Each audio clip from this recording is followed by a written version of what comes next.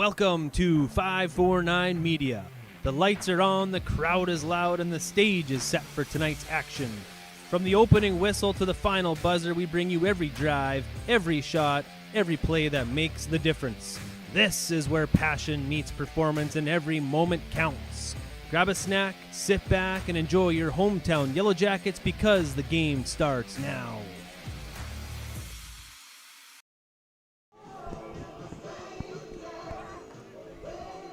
And good evening and welcome into the press box here at the Ted Meinhover Field here in beautiful Perham on a chilly Tuesday night. It's Section 8 3A playoff football action. The Yellowjackets getting ready to take on East Grand Forks. We thank you for tuning in on the 549 Media Network. I'm Jason Groth, and alongside me once again is Kyle Haberman. And Kyle, it should be a battle. These two teams played earlier in the year, and the Yellowjackets, with some big defensive stops, pulled out a 14-7 victory. Yeah, anytime you play early in the season, you go back to that and you watch that film. And really, I think, we've watched this Perham Yellowjacket football team really grow throughout that time. I've watched some film on East Grand Forks, and they've done the same. So it's really hard to take that game and try to bring it forward to what that means for tonight, especially in a playoff game where it's cold and windy out.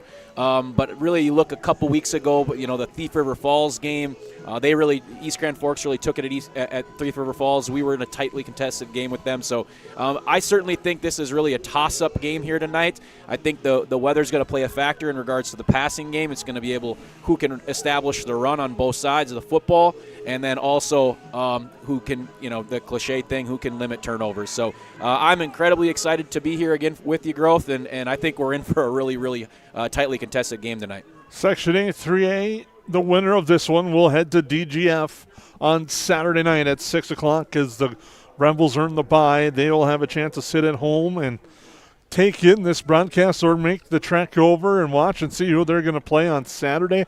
And one of the unique things about Minnesota high school football, you could potentially have 3 games in 11 days if you're lower than a number 1 seed in this section tournament.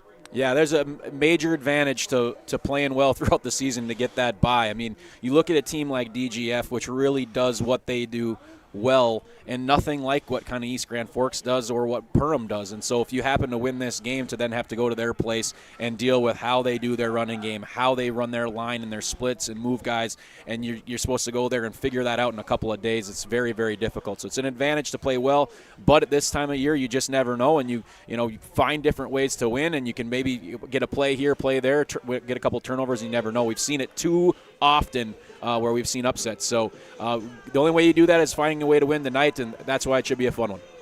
We have a full pregame show lined up for you here on the 549 Media Network. We'll also be joined by Yellowjackets senior Tristan Larson coming up in a few moments. But we'll take a quick break, and we'll come back to the Ted Meinhover Field here in Perham. Perham Health is here to take care of you, to keep you crushing it. Broken bone? We'll fix it. New baby?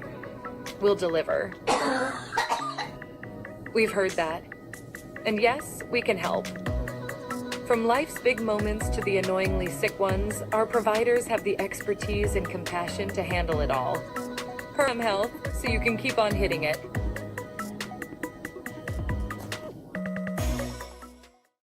Horseman Investments and Insurance can help you with your retirement planning goals and insurance protection needs.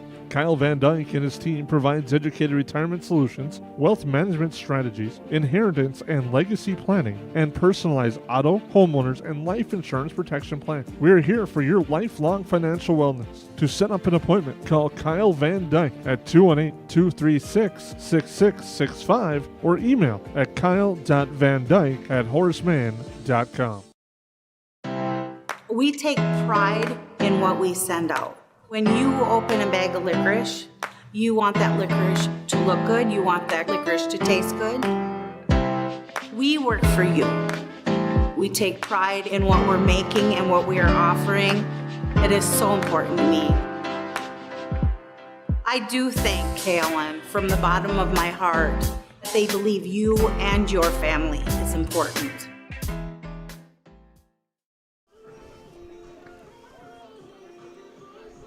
And welcome back to the Ted Meinhover Field. We thank you for tuning in to tonight's Section 8 3A first round playoff game here tonight in Perham, and there's a lot of action going on around the area as we take a quick look at our tournament bracket. Other games tonight, Minnewaska area is hosting Park Rapids, and Morris area doing battle with Thief River Falls. As we said, DGF gets that first round bye. Games will be on Saturday at the high seed. The winners will play both at 6 o'clock. It was agreed. A lot of times you'll see that Saturday 2 o'clock, but it will be at 6 o'clock on Saturday. If the Yellow Jackets were to win, we'll have that for you on the 549 Media Network. We had a chance earlier in the week to chat with Yellow Jacket senior Tristan Larson. We'll hear from him after this timeout. I'm Jen Hendrickson with United Community Bank. Jacket Pride isn't something we take lightly. We support the teachers and support staff that help teach our children every day. We support local Perm athletes with our Battle of the Beast sponsorship nights. And every year we award 4 scholarships to Perm seniors.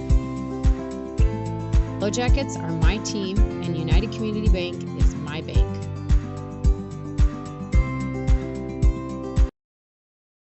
At Hilltop Lumber, we're not just about building materials. We're about building relationships. We're honored to be recognized for our excellence in our industry. But the greatest reward?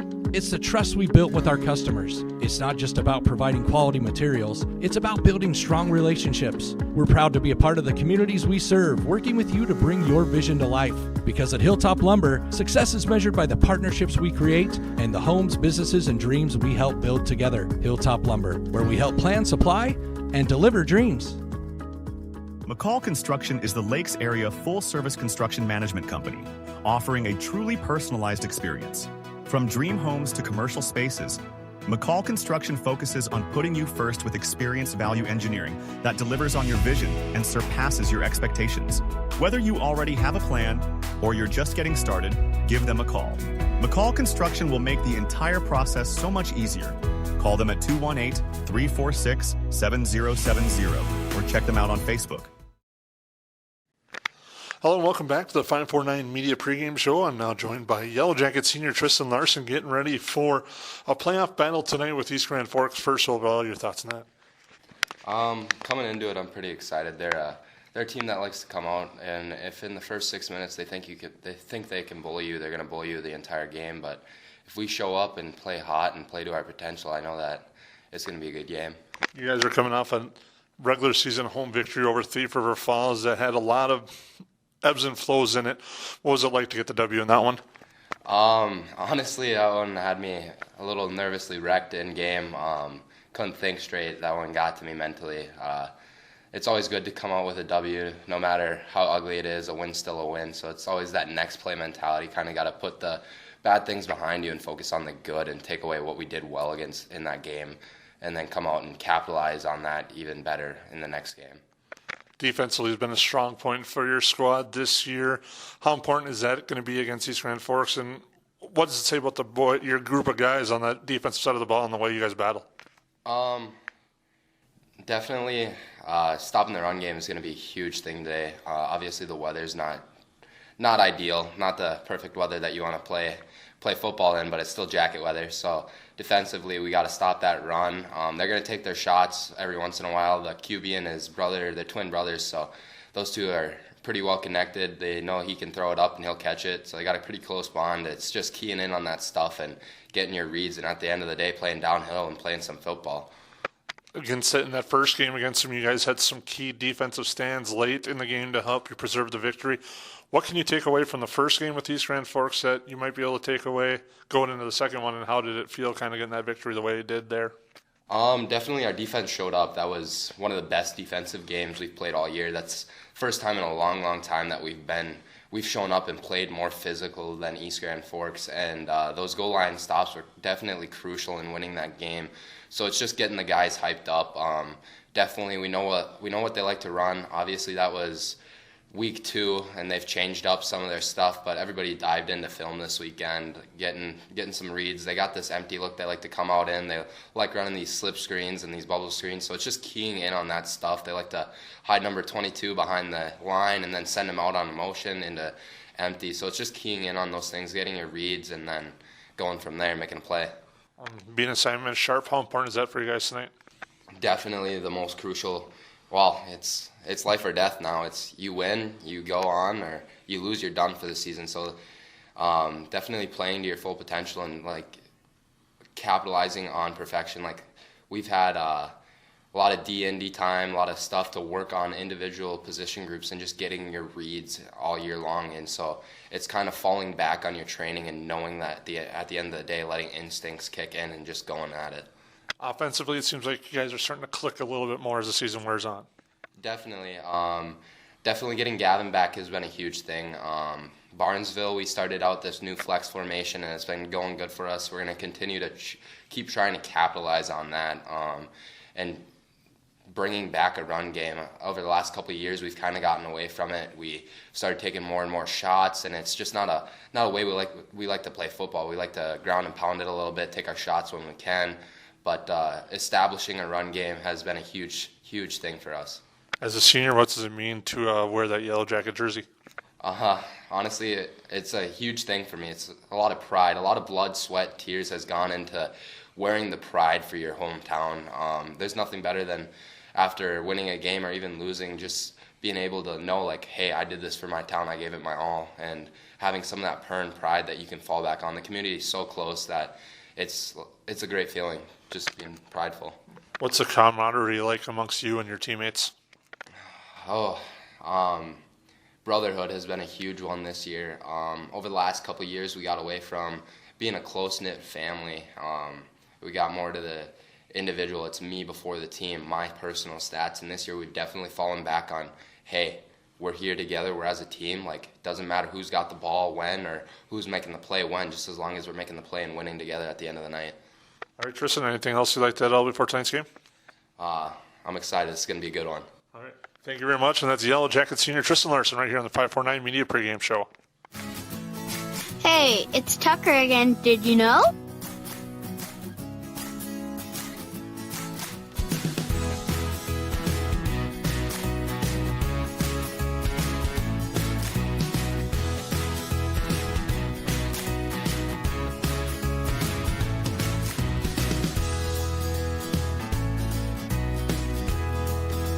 DOT Insurance Agency. Central Market, the fresh place in Perham and Detroit Lakes, offering the freshest meat, produce, bakery, and deli products possible with great value for your money. A visit to Central Market is a journey into freshness. You'll always be able to find a wide variety of items that will result in the perfect meal for your family and friends. Begin with their meat department, and whether it's succulent fruit and vegetables, fresh baked specialties from their bakery, or the convenience of fresh deli selections, Central Market is the fresh place for your family. Go Yellowjackets. 80-90% of this world goes to a 8-to-5 job, and they get to slave away to barely get by. We have the opportunity to go put in the work and be able to change people's lives. Be the less than 1% in this business. Everyone in this room has the opportunity for growth. Everyone in this room has the opportunity to go protect a bunch of people. Be that person today. If you're self-motivated and disciplined, this is the opportunity for you. Call Dan Persons at 218-259-0741 for more information. Lakes Community Cooperative is proud to support Yellow Jacket activities and our entire community. From propane and fuel to feed, HVAC, country stores, auto shops, a meat market, and more, LCC is your one-stop cooperative for farm, home, and business needs. Locally owned and trusted for generations, Lakes Community Cooperative is committed to powering our communities and serving you every day. Visit lakescommunitycoop.com to learn more about your cooperative and the many ways we can serve you.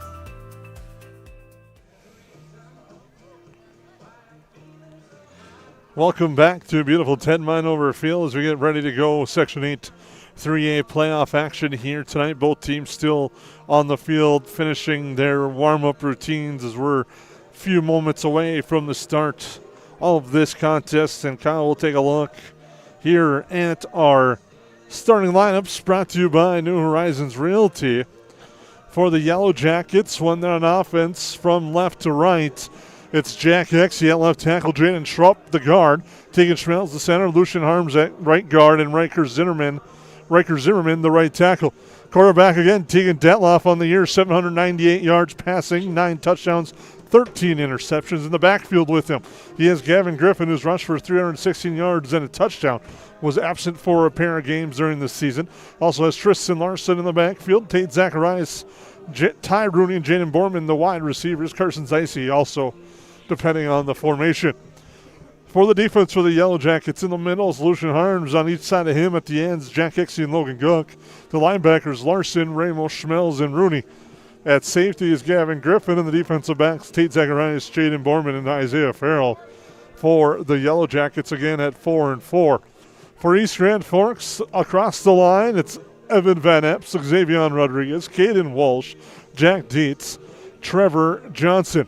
The quarterback is Jacob Stassen. The running backs, Dage Hall, Cole Schmiederberg, and wide receiver Raphael Jones and Jackson Stassen, and Brody Knutson, the tight end.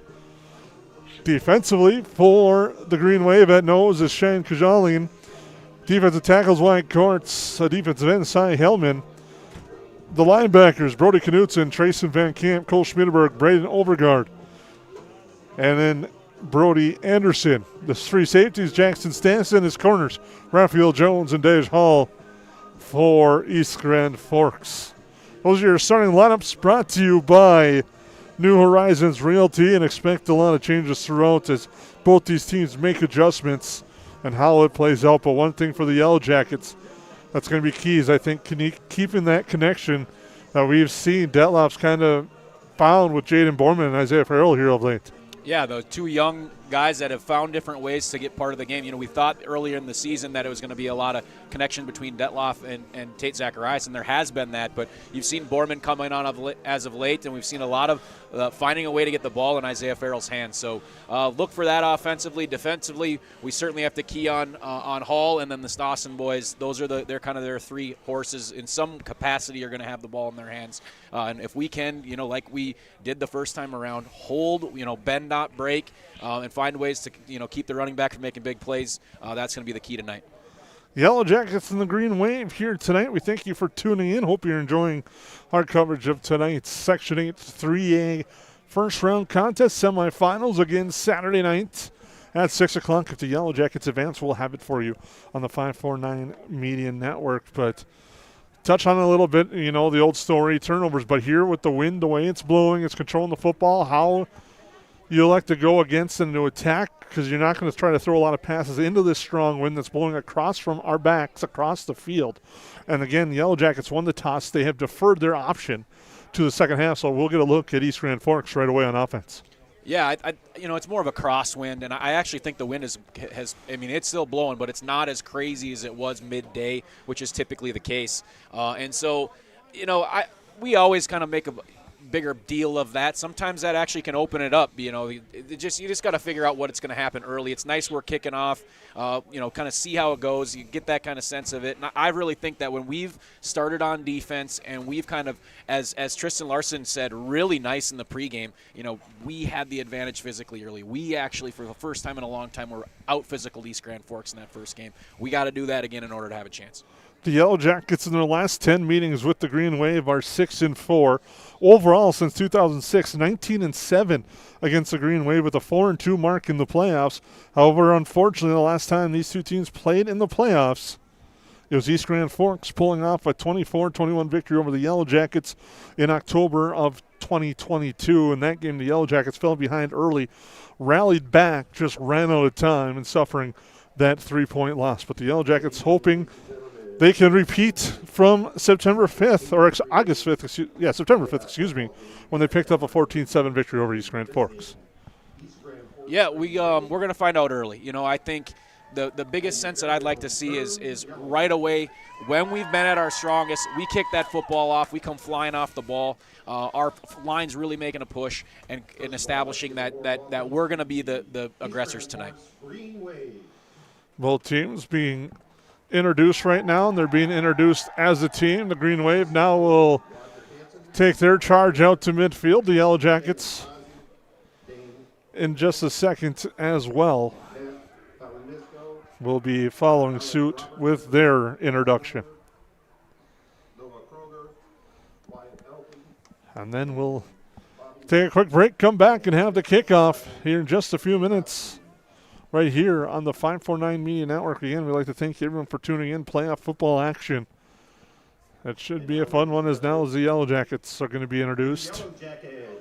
And they're fired up. Tristan Larson said they need to be ready to go with the physicality early because East Grand Forks is going to want to be a team that's going to want to try to bully them. And the Yellowjackets hope they can take advantage and get off to a fast start. We'll find out more here in just a few minutes when we take a break here on the.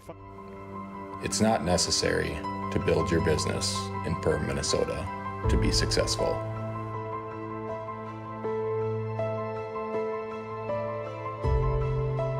But it sure does help.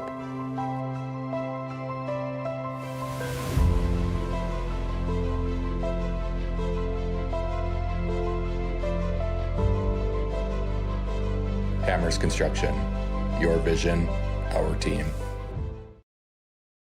At New Horizons Realty, we're on your team. For over 25 years, we've been helping families and businesses find the perfect place to call home here in the Lakes area. Whether you're looking to buy, sell, or just dreaming, we've got the experience and local knowledge to guide you through every step of your real estate journey. As proud supporters of the Perham Yellowjackets, we believe in building strong teams on the mat, court, or field, and in the community. Check out our current listings at PerhamRealEstate.com or give us a call today at 218-346-7767.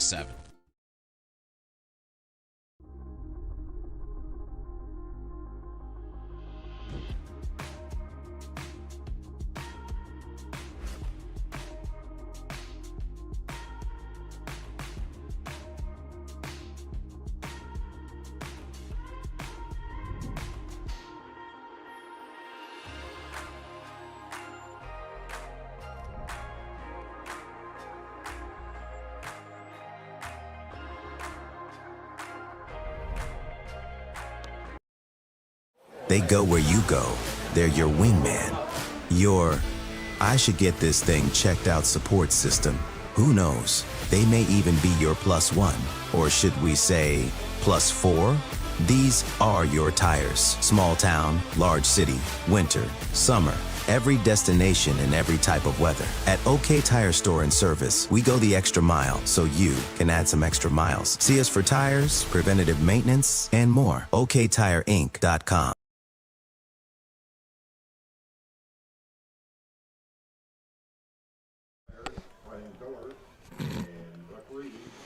Welcome back here to the Ted Meinhover Field as we get ready to go for this one tonight between the Yellowjackets and the Green Wave. We thank you for tuning in and joining us for live coverage of the Section 8 3A football playoffs. Again, the Green Wave have elected to receive after the Yellowjackets deferred their option after winning the toss. I'm excited to be with you, Growth. This is exactly what you kind of expect in playoff football.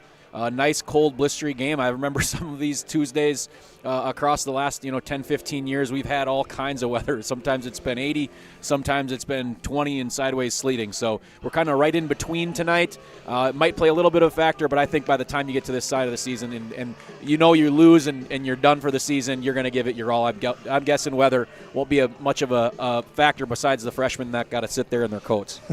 Bloom will kick things off for the Yellowjackets. We thank you for tuning in. Taking a look at the Hilltop Lumber scoreboard to the Yellowjackets.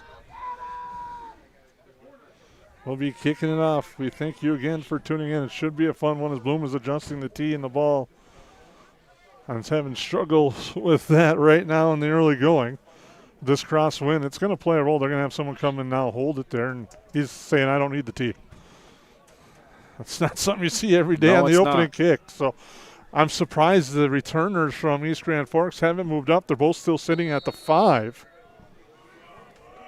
As Bloom's short kick will take a hop at the 25, skip through to the end zone, and it will be a touchback. That's a good start for us. Bloom did a nice job. Looks like he's maybe been working on it. Maybe that's why he decided not to use the tee, as he's maybe more of a specialist right off the ground. But that's a good start for us, especially if you defer, you want to take that advantage of that wind early. This is a good start for us. Get our first look at quarterback Jacob Stassen, the junior. I'll see how He leads his Green Wave out of the huddle. Familiar officiating crew from the area.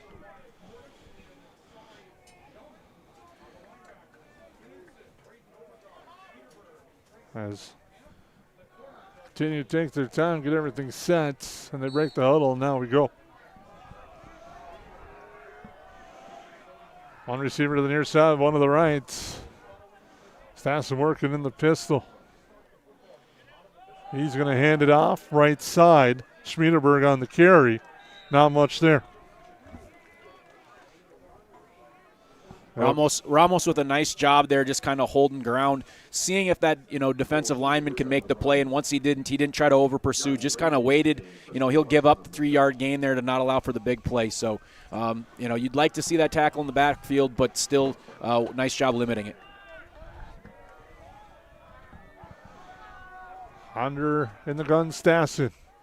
Handoff, Schmiederberg swarmed under right away and lost in the backfield. Nice job there by the Yellow Jacket front. Larson right away. Larson and Rooney flew up the line of scrimmage there. You like to see that. You know that a guy like Tristan Larson, who plays with just such emotion, sometimes to his detriment, he's going to be jacked tonight. The last thing he wants to do is this to be the last time he puts on the uniform.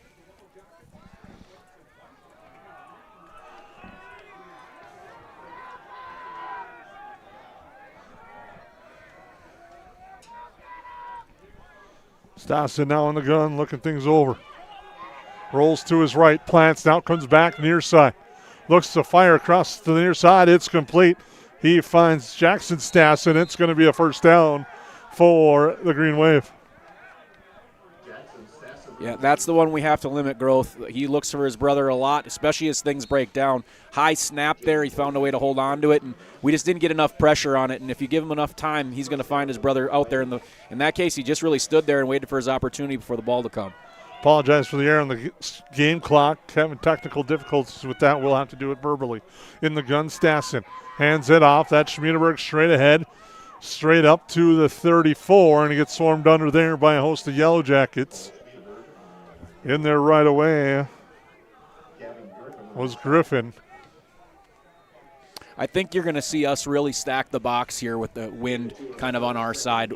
Just assume that they're going to have to run the football with the way the weather is and the wind, and so go up there and just fly to the line of scrimmage. Maybe you think that East Grand's going to, maybe go with the play action to try to catch us kind of coming up on the line of scrimmage, but that's tough to do in these conditions. 9:45 been counting in our opening quarter. This is the first possession of the game. Stassen hands it off. Schmiederberg straight ahead. Nice job. Schmelz got a hold of the legs and brought him down on the tackle with Schmelz. Schmelz has had a great season, hasn't he, Growth? I agree. He's done a nice job moving over into that center spot. Has really settled things down there. Yeah, both sides of the football, but I just think what's nice about him is he seemed to make big plays when we've needed them. They're not always, the flashiest plays, but he's just been really consistent, and when we've needed somebody, it seems like he's always on the bottom of the pile. 3rd down and 5 for the Green Wave.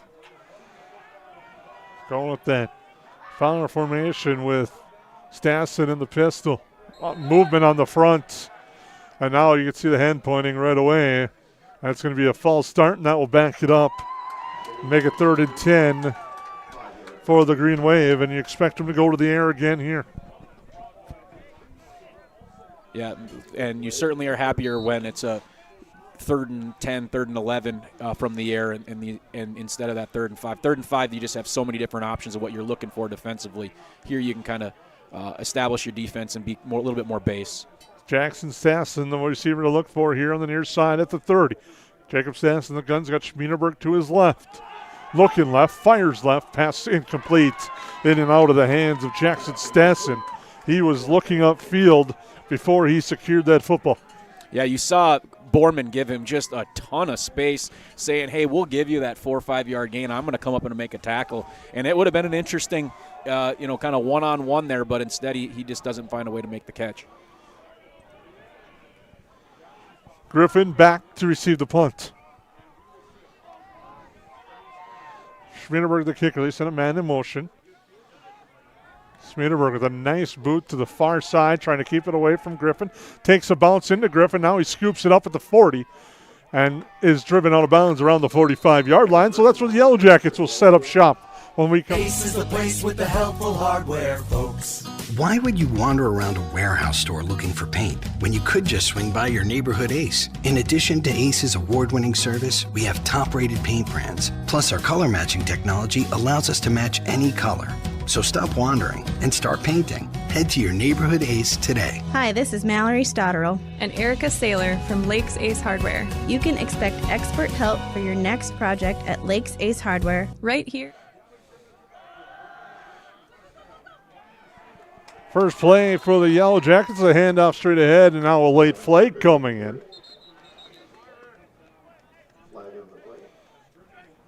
Nice run by Griffin, but we got to wait and see what the flag is.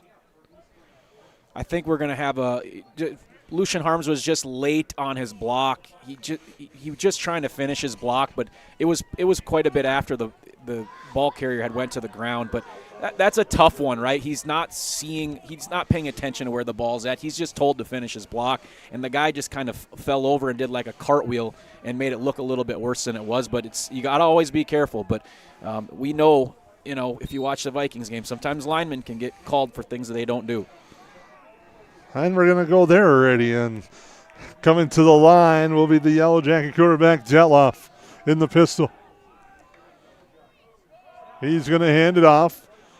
Griffin straight ahead after a little cutback, gets to the 44-yard line. Nice run there by Griffin. But it's going to be third down for the Yellow Jackets because that personal foul came after the play.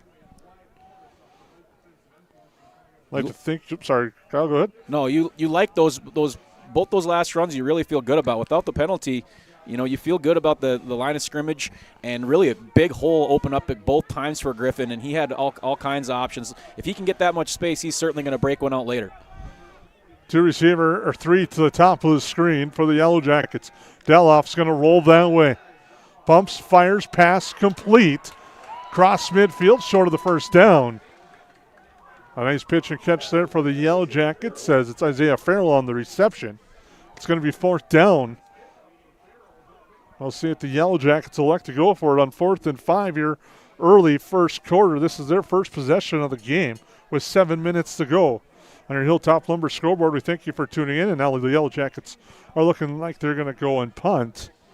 Thank you for tuning in, whether you're watching at home here in Perham. I know some originals from me, my time at Bemidji State, tuning in tonight, as well as the Yellow Jackets taking their time breaking the huddle.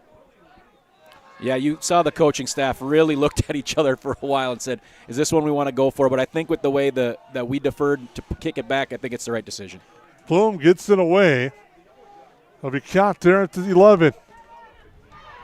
Nice return out to the 20, but the Yellow Jackets good coverage on the play. And that's where East Grand Forks will set up shop at their second possession of the game. Just one of those feel-out couple of possessions, right? Both sides get the ball. Both sides have a self-inflicted wound that kind of killed their momentum. And, we're kind of right back to where we started at the beginning of the game with 1st and 10 on the 20-yard line, just a little bit of time off the clock. So a lot of times that's how these playoff games go. You're just kind of feeling each other out before you kind of open up the playbook. And so far, so good. I think on our side of the football, I like the way our defense has showed up so far. Tate Zacharias was in on that tackle. Stassen comes to the line. He's in the pistol. 2 receivers on the other side. Handoff right side, Schmiedeberg. He's looking for a hole to run, and he finds it through to the 29-yard line. And a nice run there for Schmiedeberg. Larson and Farrell, the 2 Yellow Jackets there to make the tackle, but it's a gain of 8. And quickly to the line of the Green Wave. Stassen again, looking things over, hands it off. Schmiedeberg right side. The Green Wave seem to have found something on the right side that they like. It's another first down as they move the sticks on a run by Schmiedeberg. Yeah, you like that if you're East Grand Forks. You have the week to kind of prepare, and you decide, all right, let's get moving with a little bit of tempo, keep them off balance. When Perham's in kind of their base defense and has time to get ready, they're really hard to run the football on. And so you saw them kind of go up tempo there, and it looked like it worked. 5:35 and counting On your Hilltop Lumber scoreboard, we're scoreless. The second possession of the game for the Green Wave. Stassen handoff. That's Hall. Hall bounces it right side. He's going to get about 3 before he's swarmed under on the far side of the field. As DeAngelon Hall with the carry. Farrell was there for the stop. But again, the short side of the field has been the favorite of the Green Wave in the running game right now. As they stack it to that side with Hall behind Stassen in the pistol. Turn, handoff, right side again, cuts back up the middle. Now gets hit as it gets to the 40. Depending on the spot, they'll say it's right at the 40. It's going to be third down and about 5. They definitely like the right side. I mean, if for that, as short as that field is to continue to go to the right side, there's something they saw on film that they like. And so look for Coach Robertson to adjust and figure out what they're trying to do and get more of our better tacklers off on the left side of the field. Stassen with the call, now hands it off. Schmiederberg comes back to the left. He slips. Fortunately for the Yellow Jackets, he slips short of the first down marker. As Schmiederberg is stopped short, it's going to be 4th and a long 2 or a long 1 for the Green Wave.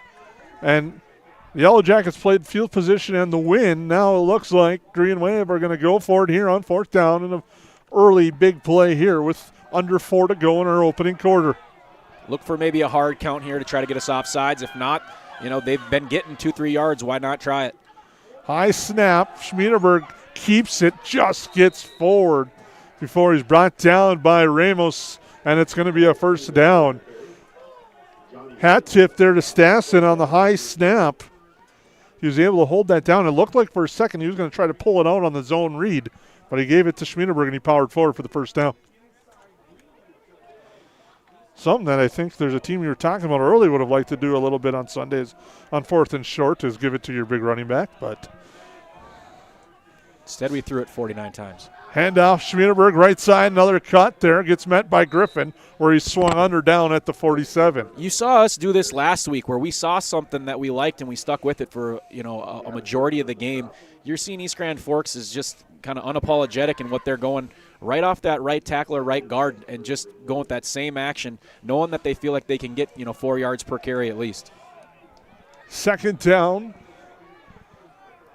About 6. Stassen in the pistol. Power stack to the right side again.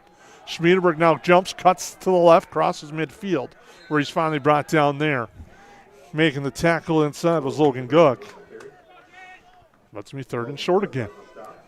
You're seeing us substitute a lot, too, in our interior linemen.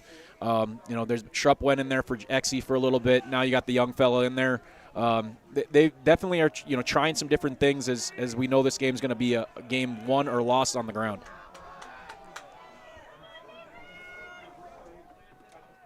Stassen trying with the hard crowd and the clap. Trying to get the Yellow Jackets to show. Now the high snap, but it goes to Schmiederberg right side. Met there right away. And that was Exie on the tackle on the far side. Some extracurriculars behind the play, but they're going to let that go. It'll be 4th down. As Exie makes the big tackle, it'll be 4th. And 2 for the Green Wave. Yeah, no hesitation here, Growth. They look like they're going for it again.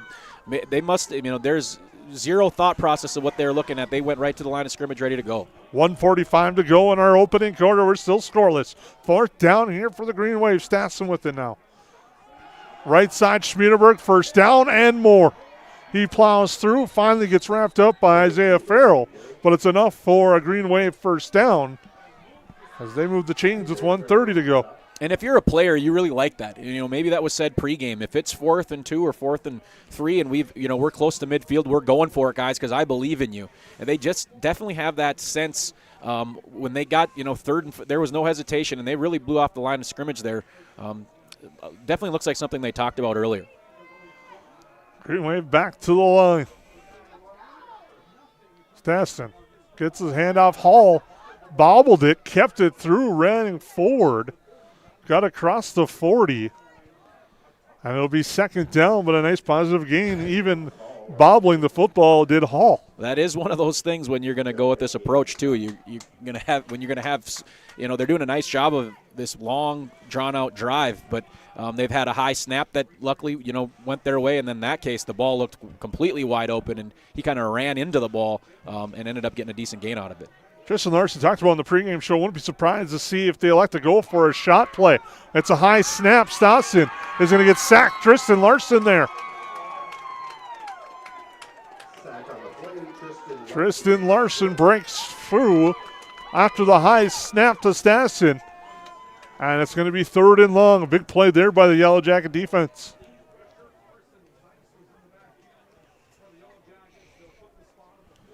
Zeise as well worked his way through. They'll wait this clock out to get the favorable wind on this big 3rd down. And they'll run the clock down, and we'll take a break. Yellow Jackets and East Grand Forks scoreless after a quarter of football here on the...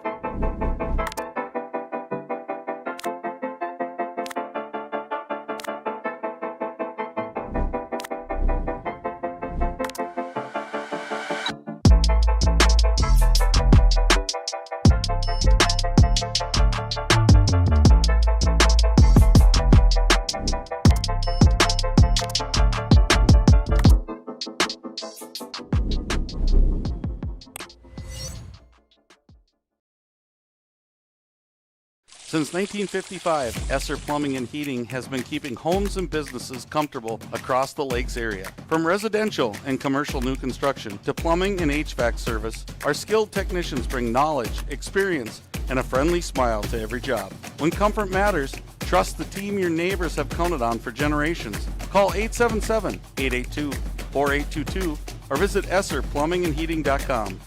Esser Plumbing and Heating. Trusted people, trusted service. Nope, they're just going to blow it now.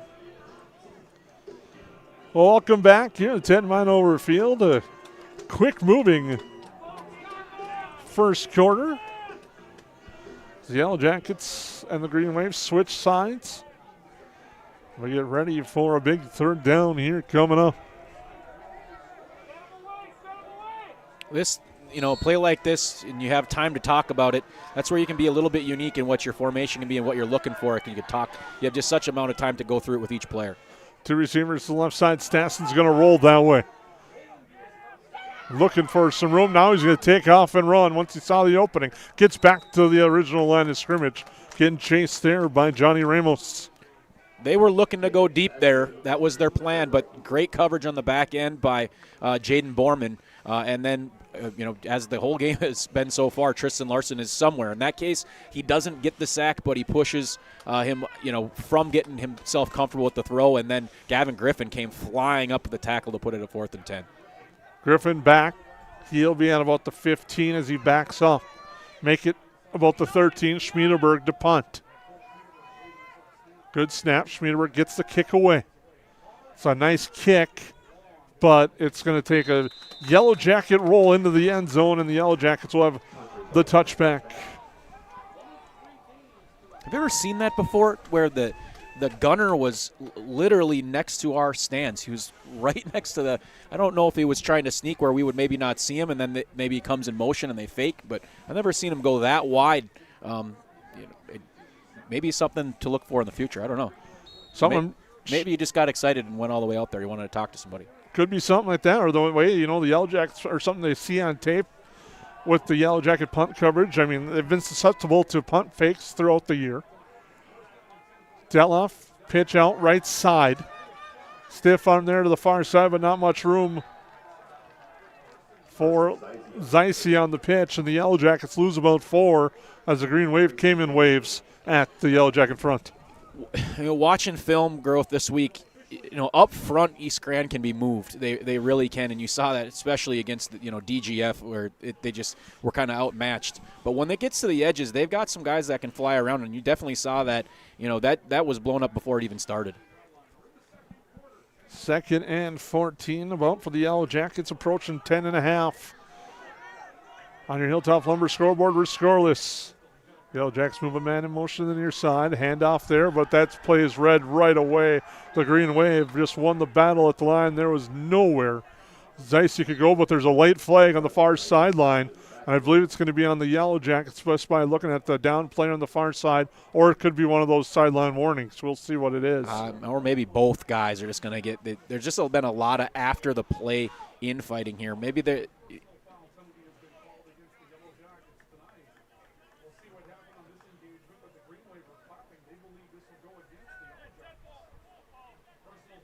yeah. Oh, it's on the green wave this time. Personal foul on East Grand Forks. And that's the way to eliminate some of that, is you penalize one side, not both.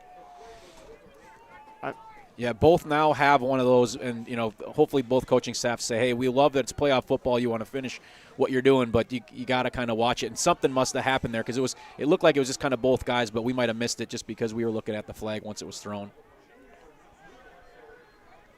Penalty makes it third. No, now they're going to adjust. It's going to be a first down. And now the ball's lost on the reverse handoff. Diving on it there is Farrell, and the Yellow Jackets lose a big chunk of change there inside the 20 at the 19. That's 3 plays in a row, Jason. I mean, their line, their backers are in the backfield. That wasn't even necessarily a bad exchange. That was contact already before Farrell even had the football. We've got to find a way to get our guys lined up front. Now we're going to have official stoppage because the chains on the far side, I was watching it, we're trying to get set, and the play had started. So now they're going to discuss, and I think it had something to do with the penalty. There's some confusion on the far sideline. The officials are going to discuss, get this correct. Head coach Jesse Hine just out to the 15, kind of trying to get a little bit of input. Now he's going to talk to his quarterback and his group. But I think they're going to get this straightened out here. The officials were quick.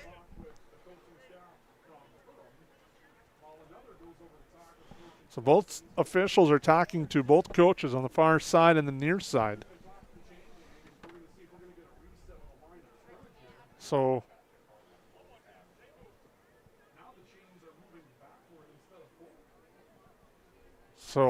they're moving the chains back.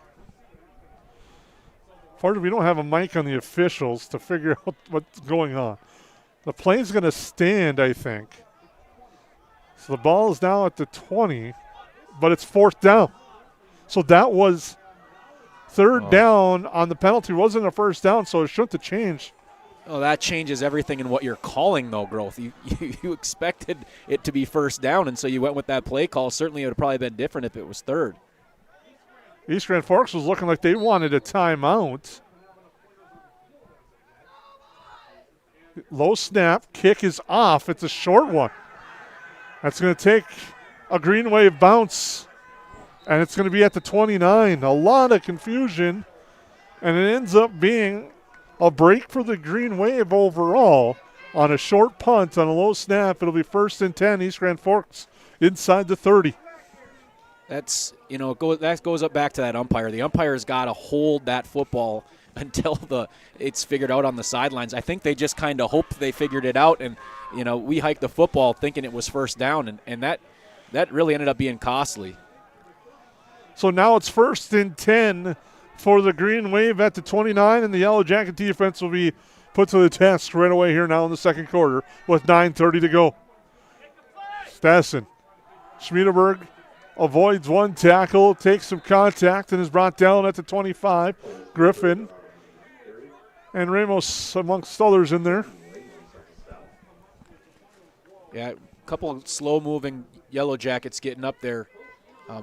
We definitely need a healthy bunch of dudes out there for this, set of downs. This is a tough spot to be here after that short punt. I actually think it was tipped or blocked at the line of scrimmage. It was close, but we're in a little bit of a tricky spot here, Growth. Won't be surprised if East Grand Forks goes to the airwaves here. They're going to hand it off straight ahead to Schmiedeberg. He falls forward to the 24, and it's going to be third down. And this is the benefit to East Grand Forks, right? They're going for it kind of regardless, unless they have a major negative play, so they can kind of stick with what they've been doing and hope to kind of get that 2-3 yards and put themselves in a favorable fourth down position. XC on the stop will be third down.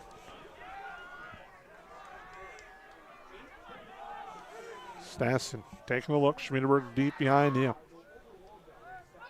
Handout. Schmiedeberg comes to the near side. Gets stood up. Tristan Larson.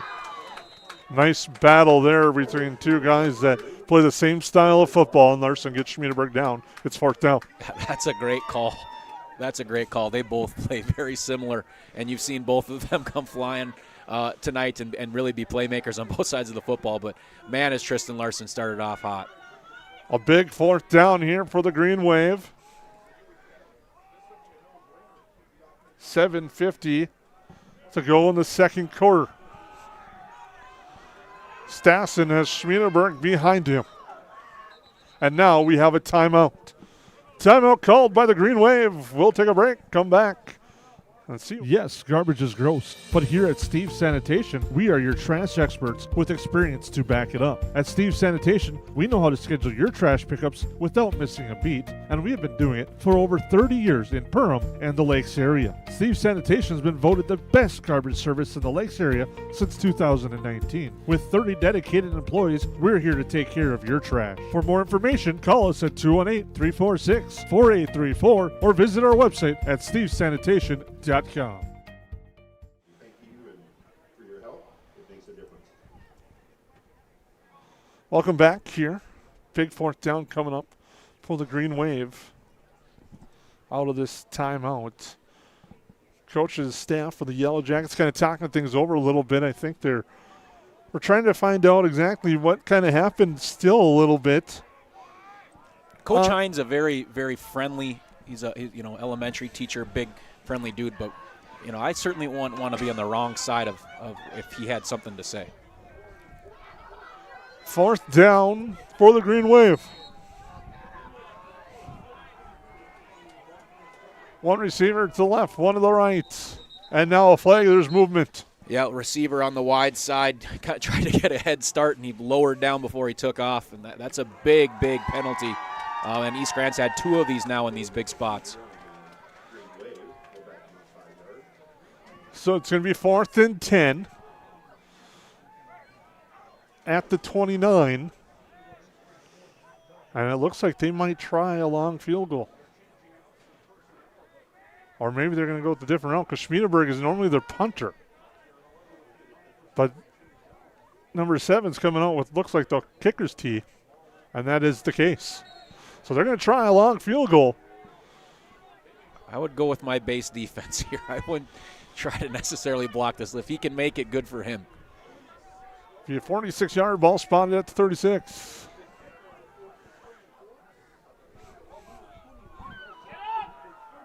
Snap, spot, the kick. It's a good boot, but it doesn't have enough. And it's wide to the left. So kick is no good. And the Yellow Jackets will have the football as their defense comes up with a big stop there. Yeah, excellent work on that. And they did have, one bad penalty that really put them in a tough spot. Kind of weird they didn't necessarily think about kicking the field goal when it was 4th and short with the, a little bit closer. Obviously they think it's going to be a tightly contested game where that 3 points matters. But we really feel good about that. I'm also really glad, we just didn't have points come out of that kind of funky play there. That kind of, we didn't want that to be necessarily part of the game. I'm glad that nothing came of it. Your Hilltop Lumber scoreboard shows we're still scoreless. Yellow Jacket football now. Wishbone backfield handoff. Griffin right side. Gets to the edge. Gets a first down as he's driven out of bounds on the far side. And a nice run by Griffin as the Yellow Jackets will move the chains. You see an adjustment there by Coach Hine, going wishbone there, a little bit more power. Probably a good adjustment, good start for the Yellow Jackets. Our first real decent offensive play so far. And now it'll be 1st and 10 for the Yellow Jackets. Now they're all the way down to the ground. Handoff straight ahead. That's Larson just bulldozing forward. Tristan Larson just powering through. You got 7 minutes on the clock here. In the second half, in the second quarter, you're against the wind. I like it. They're just both hands in their defensive linemen, the 2 backs, behind Tristan Larson, and just saying we're going to come at you with one of these 3 guys. I like the adjustment here. You're seeing it again right away. All 3 with both hands on the ground.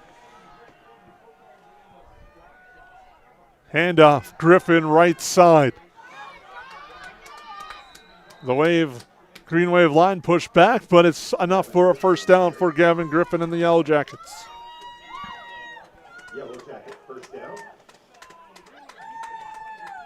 And we've seen those penalties, hurt both teams so far, particularly East Grand and a couple of those drives that they had going.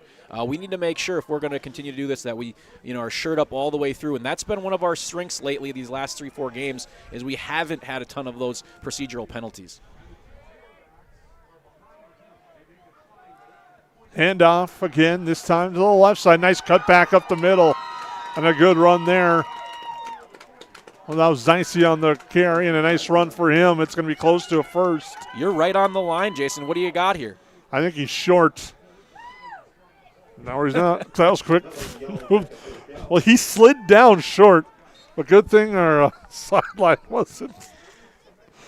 But it's first down for the Yellow Jackets. It did look like he was short because he slid it. If maybe they don't give you that kind of quarterback slide where it seems like they take away about 4 yards back afterward.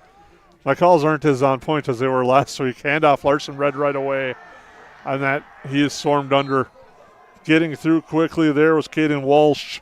I'd like us to stick with it, though. It's 2nd and 11 here, 2nd and 12. But, man, we've seen a lot of success. Maybe you got to regroup. This is where you got to have one of those senior linemen say, hey, let's do that same exact play or something similar, and let's keep pushing. We've had success so far. We can't have one play change kind of what we're doing out of the playbook, particularly against the wind. Yellow Jackets back to the line. Getting going with that wishbone backfield.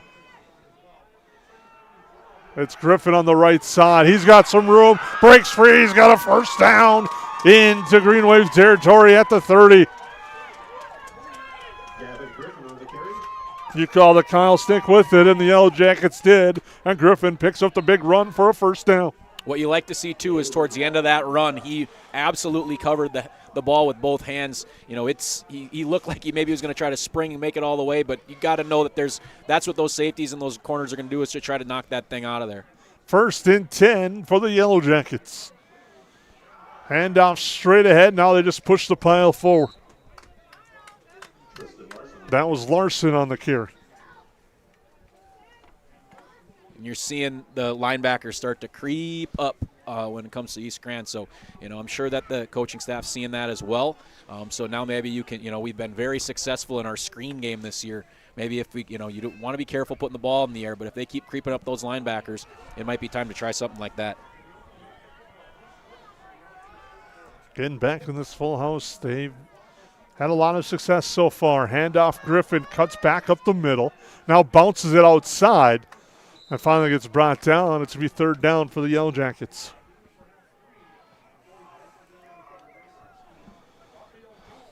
Jones in on the tackle.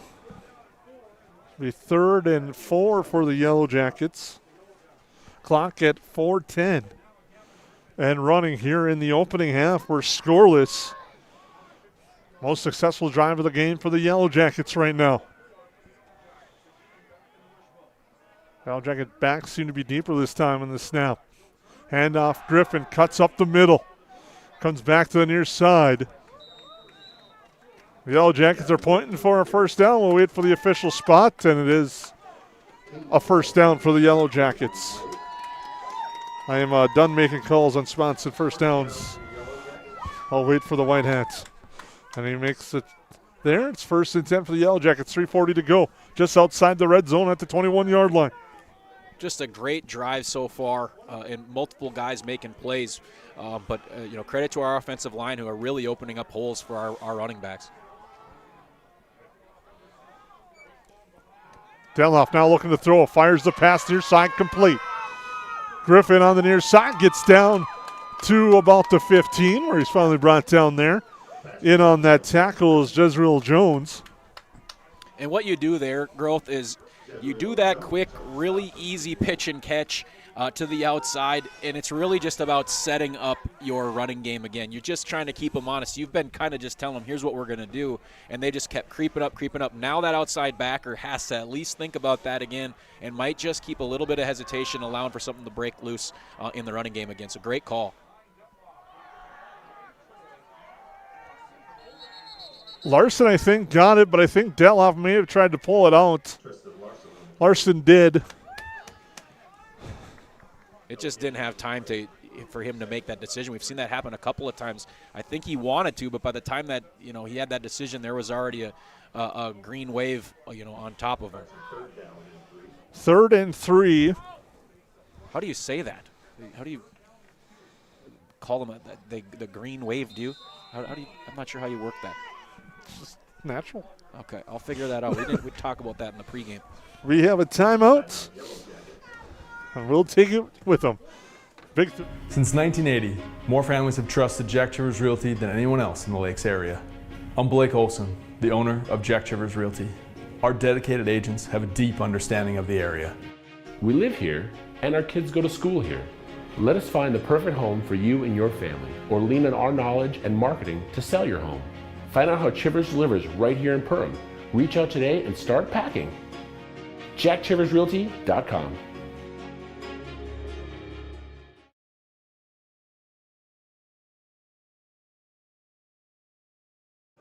You ready to come back? Yeah. Well, welcome back as you get ready to go for a big 3rd down. We thank you for tuning in to tonight's coverage of the Section 8 3A playoffs between the Yellow Jackets and the Green Wave right here in the 549 Media Network. Winner of this will take on DGF on Saturday nights. If the Yellow Jackets were to advance, we'll have coverage for you as the Yellow Jackets come to the line in a big 3rd down. And that wishbone backfield.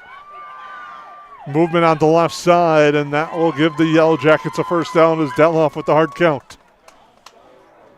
We'll move the sticks. And that's got to be frustration as they're coming out of a timeout to have movement on the line like that. 1st and goal for the Yellow Jackets. At the 9-yard line. Right on the 10, Detloff with it. Fumbles the snap. Is able to get the ball off to Griffin. Griffin runs forward inside the 5. And that's where he's brought down. It'll be 2nd down. Clock now at 2 minutes. You're really happy without the negative play there. You don't need anything big out of that, but you just can't have something, where the ball goes flying backwards. Even if it's not a turnover, you don't want to go back to, 1st and goal from the 12. So really happy to see us at least get a few yards out of that. 2nd and goal from the 4 still feels pretty good. Yellow Jackets content to work the clock. They have 2 timeouts as we hit 1:40 in our 1st half. Scoreless on your Hilltop Lumber scoreboard. Detloff to the line. Low snap again. Now the pitch out to Griffin.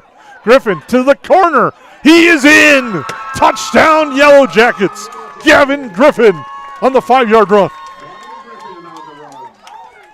Schmelz came out of the game growth, and that's where we've seen those tricky snaps the last couple of possessions. So both of them ended up, looking like they might cost us, but in the end, found a way to get to the outside edge. And once you get Griffin out in space like that, he's going to be able to find a way to get to the goal line. What an incredible drive by the Yellow Jackets. Just when you run that many plays, to not have any of those kind of wounds to put you in a negative, that's going to be the difference in a game like this, and hopefully they continue that success. Snap, spot, kick by Bloom is straight through, and the Yellow Jackets take a 7-0 lead on your Hilltop Lumber scoreboard. Hansen's Plumbing and Heating provides the highest quality products and services to ensure the comfort and safety of all their customers. It's what they do. Henry Hansen, later known as Hardware Hank, first opened the family hardware store in the early 1930s in Burgess, Minnesota. Today, they are proud to carry on his legacy of hard work and honesty through teamwork, fellowship, cutting-edge technology, and forward thinking. 218-346-2422 or make a visit in Perham, Burgess, or Detroit Lakes today. Hansen's Plumbing and Heating, proudly serving Minnesota families for over 80 years. Once again, thank you to Perham and Sanford Health for providing. The Yellow Jackets with the long drive capitalized and capped off by a 5-yard touchdown run by Gavin Griffin has given the Yellow Jackets a 7-0 lead here on your Hilltop Lumber scoreboard. Late first quarter. Or second quarter, with 1:26 to go. Both teams with 2 timeouts remaining. Just a wonderful drive from start to finish.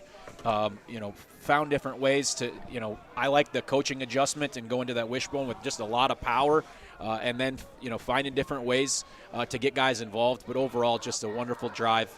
Kind of one of those, hopefully game-changing drives that, we'll talk about at the end of the game. Bloom. Line drive kick goes through the legs of Hall. He'll have to pick it up just outside the 10. Gets a couple blocks to the outside. Now cuts it back up, but ends up cutting up into the arms of Brody Bloom, who makes the tackle. Chance for the Yellow Jackets to really pin him back there, but a nice job by Hall to avoid those first couple tacklers, and then a nice job by the kicker and Bloom making sure you wrap up. If he didn't make that play, we were going to have – it might not have been a touchdown, but it definitely put them in a spot somewhere in our field. I know Hall he probably went up in the air, wasn't thinking he was going to end up landing in the arms of Bloom, and he probably saw the same thing you did up here with all the green ahead. Now East Grand Forks with 1:16 to go will go to work from their 33. Stassen's going to hand it out. Schmiedeberg swarmed under in the backfield. Getting there right away and doing a nice job was Jaden Garentz. I'm talking to the coaching staff. That's why he's out there. He's a big boy and he's hard to move. He's, as Coach Hines said, he's just got a football body, a football base. And if you're going to try to move him, it's not going to happen. And then he did a nice job of wrapping up, but he got himself, I think he maybe knocked the wind out of himself there. Gorentz on the tackle. Now East Grand Forks to the line. 45 seconds. Bad snap. Stassen's just going to – no, he doesn't fall on it. Now they're going to battle and see who's got it. And it looks like it'll be Yellow Jacket football. They're going to discuss. Stassen overslid the football. We're waiting for the official's point here or a call. Yellow Jackets say they have it. Stassen says he has it. Foose is just kind of letting them fight it out here. The officials are talking. No point yet. The Yellow Jackets are pointing. We have not seen a point from the Yellow Jacket officials, or from the officials, excuse me. And the way they're backing up, I think it's going to be East Grand Forks football. And I think it was the fact that there was an inadvertent whistle. They blew it early. You may not have heard it through the mics. There was a soft whistle. They thought Stassen had it when they blew it, and then there was a fight. So with the inadvertent whistle, you can't award the possession after the whistle. And that's a tough one. That weird noise that I made is because I thought he was just on the ball, but there was no ball there. It came shooting out of there, and I think everybody, the crowd, everybody saw that the ball was wide open, and we certainly came on it. Another tough break, but anyway, it's you'd like the football there, but anyway, it's third and a mile for the Green Wave. And the Green Wave are going to call, the Yellow Jackets are going to call the timeout. We'll keep it here. I know in the tough snap, it went back. The officials were discussing. I think it was clear who recovered it. But there was it was a feint. I could hear it.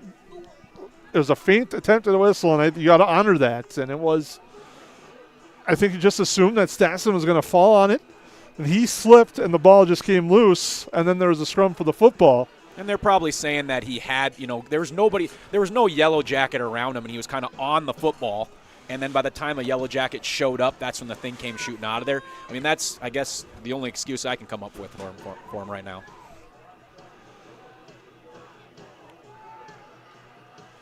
Well, I mean, that's what I'm thinking. We're not inside the official's head, but that's got to be. Yeah, I think you're right. Is the best explanation. Third down, we'll call it 21 after the timeout, 37.7. They'll hand it off. Schmiedeberg gets swarmed under. And now the Yellow Jackets will use their last timeout. Or no, they're... Apparently they're not. Now they are. So... You got to make them punt it. I mean, it's with the conditions and everything that's going on, you got to at least make them, punt the thing off. You don't necessarily even have to go with, a punt block formation here, but you got to at least make them, snap the thing and put a good punt on, and then you can get to the end of the half. But too many crazy things can happen, and we've seen that already with the snaps on both sides of the football. So, maybe let the clock down like they did to about 20 seconds, and then at least make them punt it and see if, maybe you can get a block. If not, maybe, a really shanked punt in these conditions. You just never know. But overall, let's just find a way to finish this half the way it's kind of went, which I really like the way we've played so far. Kenny Strand Forks will get the football to start the second half. Griffin will be back. Oh, sorry, excuse me. Perham will get the football to start the second half. Confused myself there. Yellow Jackets deferred and get the ball back. So a big chance here. Schmieder gets the snap, fumbles it. He's able to get the kick away. Griffin calls fair catch right at the 45 with 13 seconds to go. Nice job by him to kind of regather himself. He had to expect that there was going to be guys in his face, but found a way to get a punt off, and actually an excellent one, which probably, puts the Yellow Jackets in a place where they, maybe a one run here to see if it maybe breaks loose, but nothing too crazy. And the Yellow Jackets lead on a touchdown run by Gavin Griffin. That's made it 7-0, and that's where we stand on your Hilltop Lumber scoreboard. Wishbone formation again. Detloff under center. Handoff. Griffin near side, running across the 45 and gets out of bounds at about the 43 with 7.6 to go. Another first down run there by Griffin. He was quickly angling to the sideline.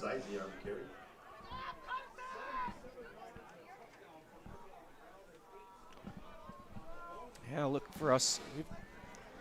It'll be first and 10 for the Yellow Jackets. I don't want to make a call here because I don't want to talk about it necessarily, but you put yourself, you can't really go, super long with the way you got to throw the ball against the wind, but look for maybe something here.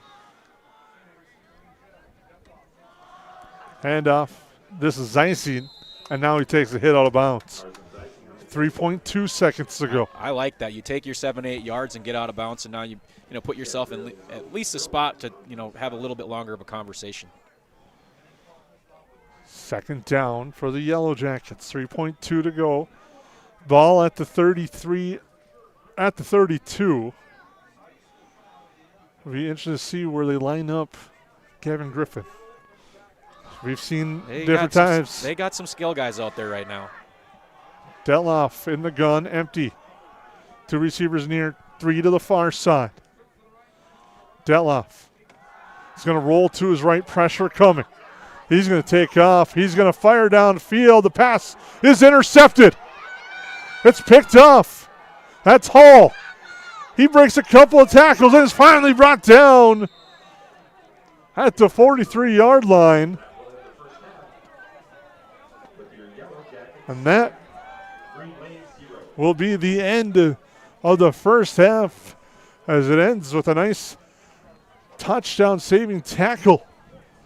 As Hall would have been free if he would have got through, but it'll head to the half. But the Yellow Jackets leading. At Nias Family Sales, our experienced mechanics are here to provide exceptional service in a timely manner. With 10 service bays, the service department at Nias Family Sales can work on all makes and models. Our experienced mechanics can do everything from oil changes, tire repairs, brake service, engine and transmission repair, and much more. Schedule your vehicle today. Call 218-346-5976 or visit the Nias Family Sales Service Center at 610 East Main Street in Perham. At River's Edge Cabinetry, we believe your home should be a true reflection of you. Our expert team combines custom design, quality craftsmanship, and 3D visualizations to bring your vision to life. From kitchens and bathrooms to family rooms and outdoor kitchens, we handle every detail. Experience a seamless remodeling process with personalized service and attention to detail that you can trust. River's Edge Cabinetry, custom design for your lifestyle. Visit us in Perham or online at riversedgecabinetry.com. At Nias Family Sales, our experienced mechanics are here to provide exceptional service in a timely manner.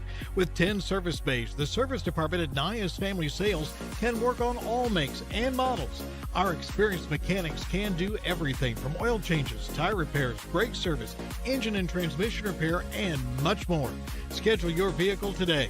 Call 218-346-5976 or visit the Nias Family Sales Service Center at 610 East Main Street in Perham.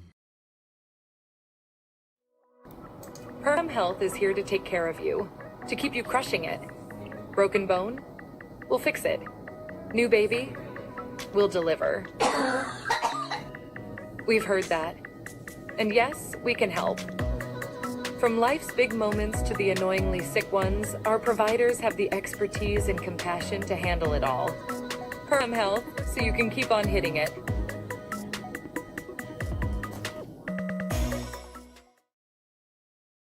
I'm Ryan Rusted with United Community Bank. United Community Bank has served the Lakes area since 1911. We're proud that you, your grandparents, your kids, and your grandkids have chosen UCB. We know the power of a smile and a handshake. Perham, Dent, Frazee, those are our communities. And United Community Bank is our bank.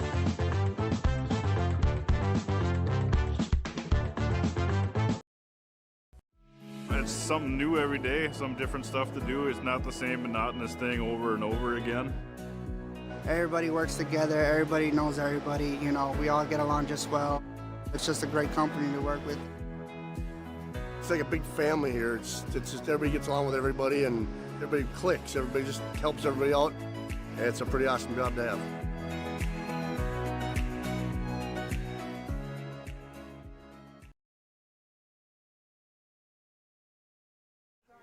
Ready to come back? Yeah.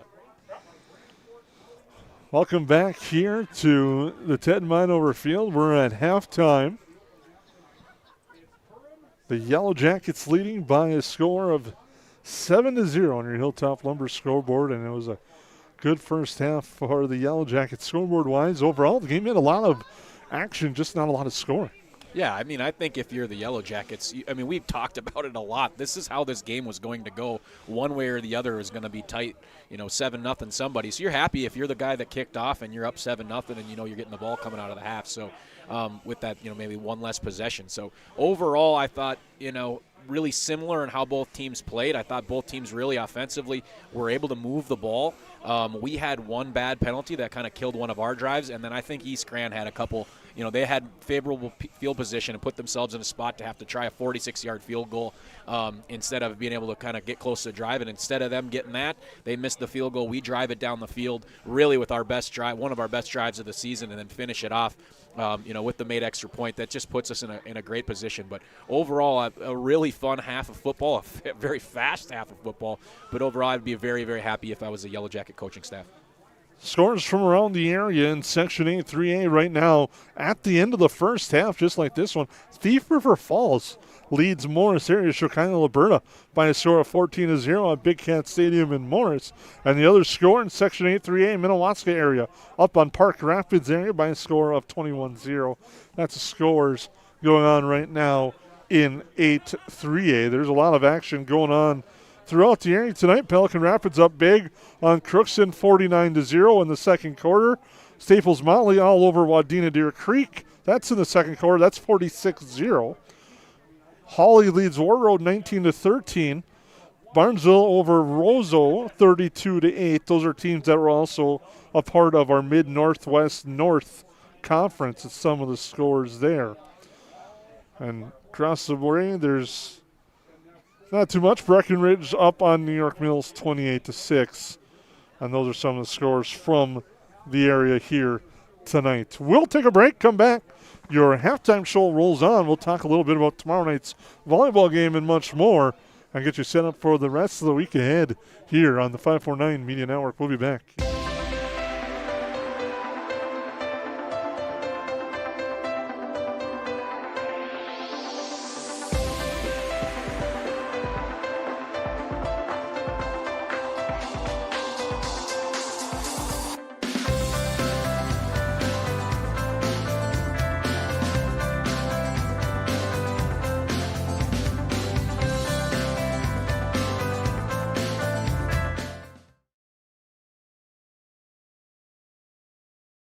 At Hilltop Lumber, we help plan, supply, and deliver dreams. We are family owned and operated, serving the Lakes area since 1988. Though Hilltop Lumber is our name, we're much more than that. We provide superior consulting and design, accurate estimates, thorough product knowledge, and on-time delivery. We have a full range of building supplies from windows, doors, decking, and siding to hardware, tools, paints, and stains. Take the stress out of building and let us help you find the perfect products for your project. Hilltop Lumber. We help plan, supply, and deliver dreams.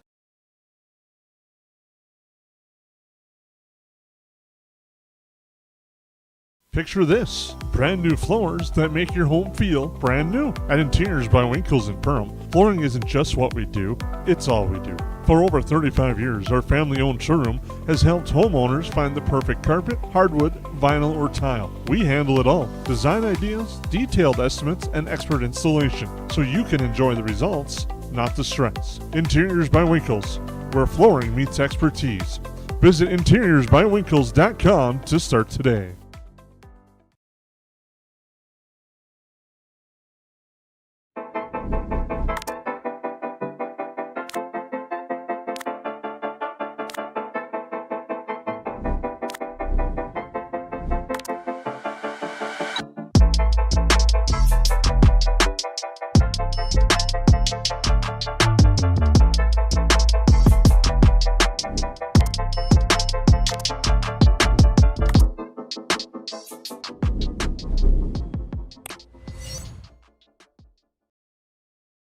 Since 1980, more families have trusted Jack Chivers Realty than anyone else in the Lakes area.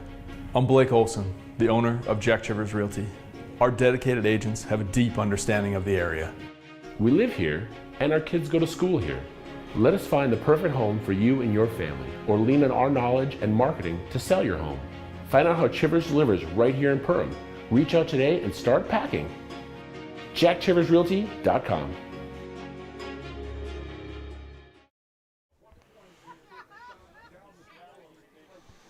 Welcome back here to Ted Meinhover Field. We're at halftime where the Yellow Jackets lead 7-0 on your Hilltop Lumber scoreboard.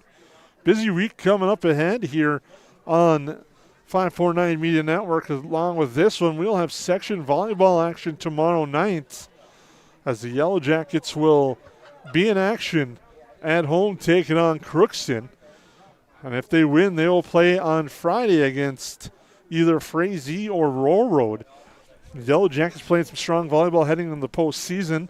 16-10 mark, taking on Crookston, 1-20 overall. The number one seed Hawley and DGF both get first round byes. And on the other side of the bracket, Monaga takes on East Grand Forks. The Rams take on Red Lake County, I believe it is. And then it's Wadena Deer Creek taking on Park Rapids.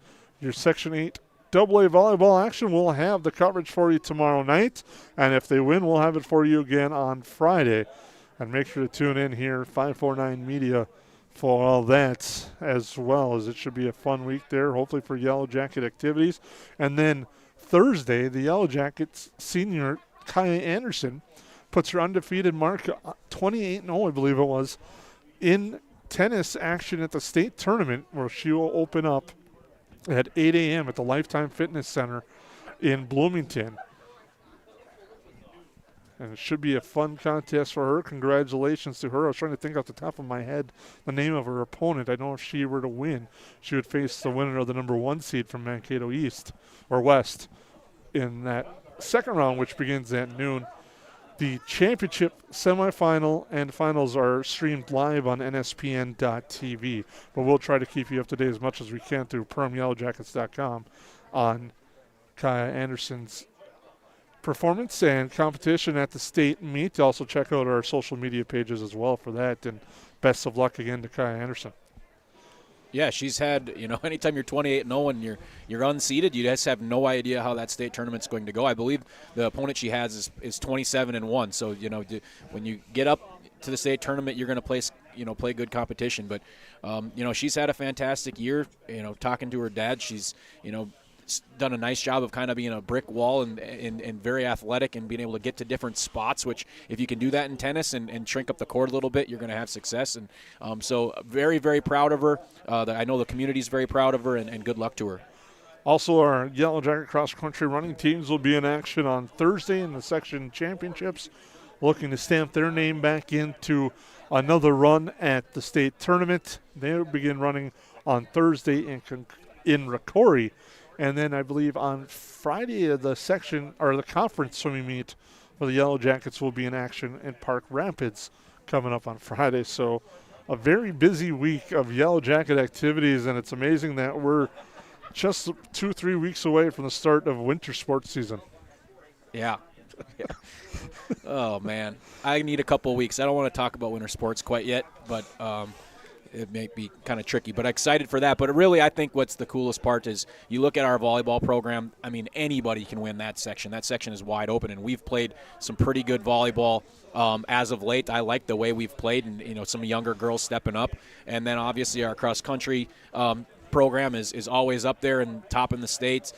Kaya with tennis and the swimmers. It's just it's a great time to be a Yellow Jacket, and good luck to all of them this fall. We'll take a break, come back with more as we get ready for McCall Construction is the Lakes area full-service construction management company, offering a truly personalized experience. From dream homes to commercial spaces, McCall Construction focuses on putting you first with experienced value engineering that delivers on your vision and surpasses your expectations. Whether you already have a plan or you're just getting started, give them a call. McCall Construction will make the entire process so much easier. Call them at 218-346-7070 or check them out on Facebook. Central Market, the fresh place in Perham and Detroit Lakes, offering the freshest meat, produce, bakery, and deli products possible with great value for your money. A visit to Central Market is a journey into freshness. You'll always be able to find a wide variety of items that will result in the perfect meal for your family and friends. Begin with their meat department, and whether it's succulent fruit and vegetables, fresh baked specialties from their bakery, or the convenience of fresh deli selections, Central Market is the fresh place for your family. Go Yellow Jackets. Odds are there's an ace right in your neighborhood. With expert advice and the right tools to make your quick fixes even quicker. Around the block, what you need in stock, with people who know their stuff. Welcome to the Home Convenience Store. Hi, this is Mallory Stotterell and Erica Saylor from Lakes Ace Hardware. You can expect expert help for your next project at Lakes Ace Hardware, right here in downtown Perham. Ace is the place with the helpful hardware, folks.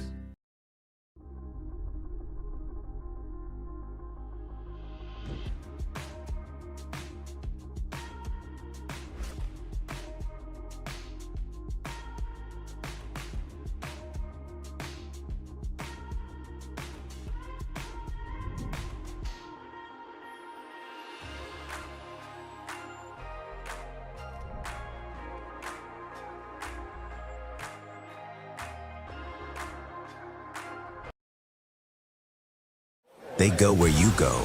They're your wingman. Your, I should get this thing checked out support system. Who knows? They may even be your +1, or should we say +4? These are your tires. Small town, large city, winter, summer. Every destination and every type of weather. At OK Tire Store and Service, we go the extra mile so you can add some extra miles. See us for tires, preventative maintenance, and more. OKTireInc.com. Hi, my name's Wally Anderson. I've been at Tuffy's for 3 years at the warehouse. I just recently bought a Panoptics. It's like an underwater camera. Saved my profit sharing checks for it, and I purchased it, and I can't really wait to use it this winter go ice fishing. KLM's got a better health insurance. Their profit sharing checks, it's a huge difference. It's bar none by far the best company to come work for.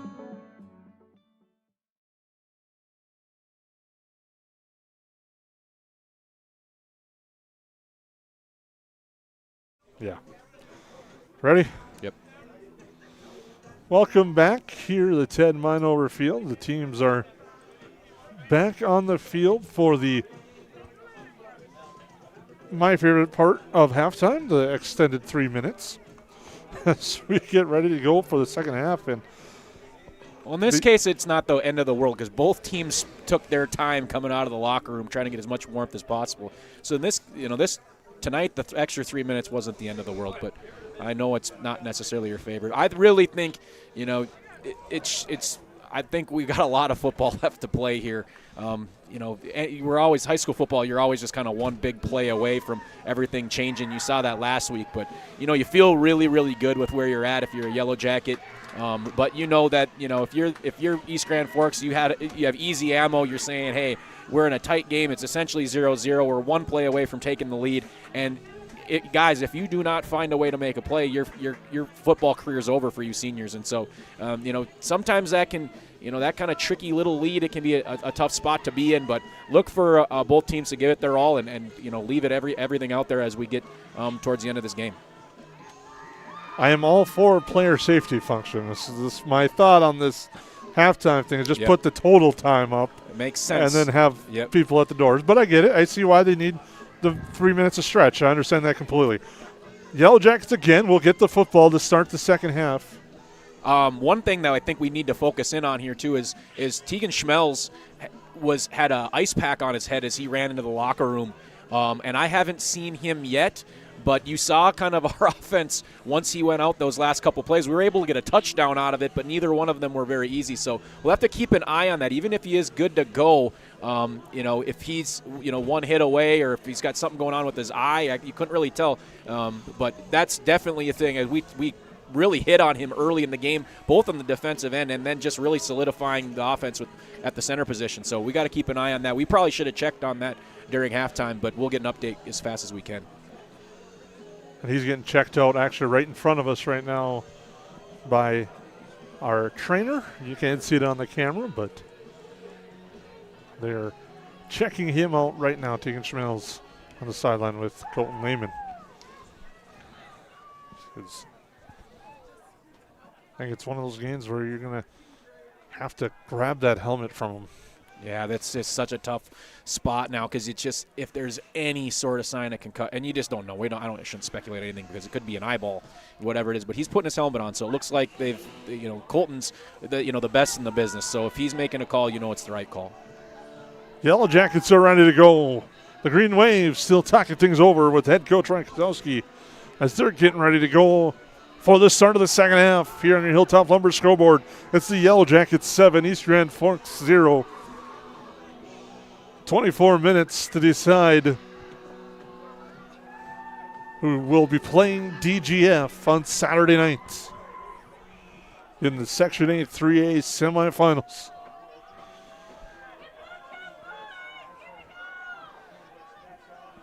And getting ready to kick it off will be Wyatt Courts. Left-footed boot. Takes a hop, and now the Yellow Jackets have to come and step up and grab it, and they do, and now to the near side.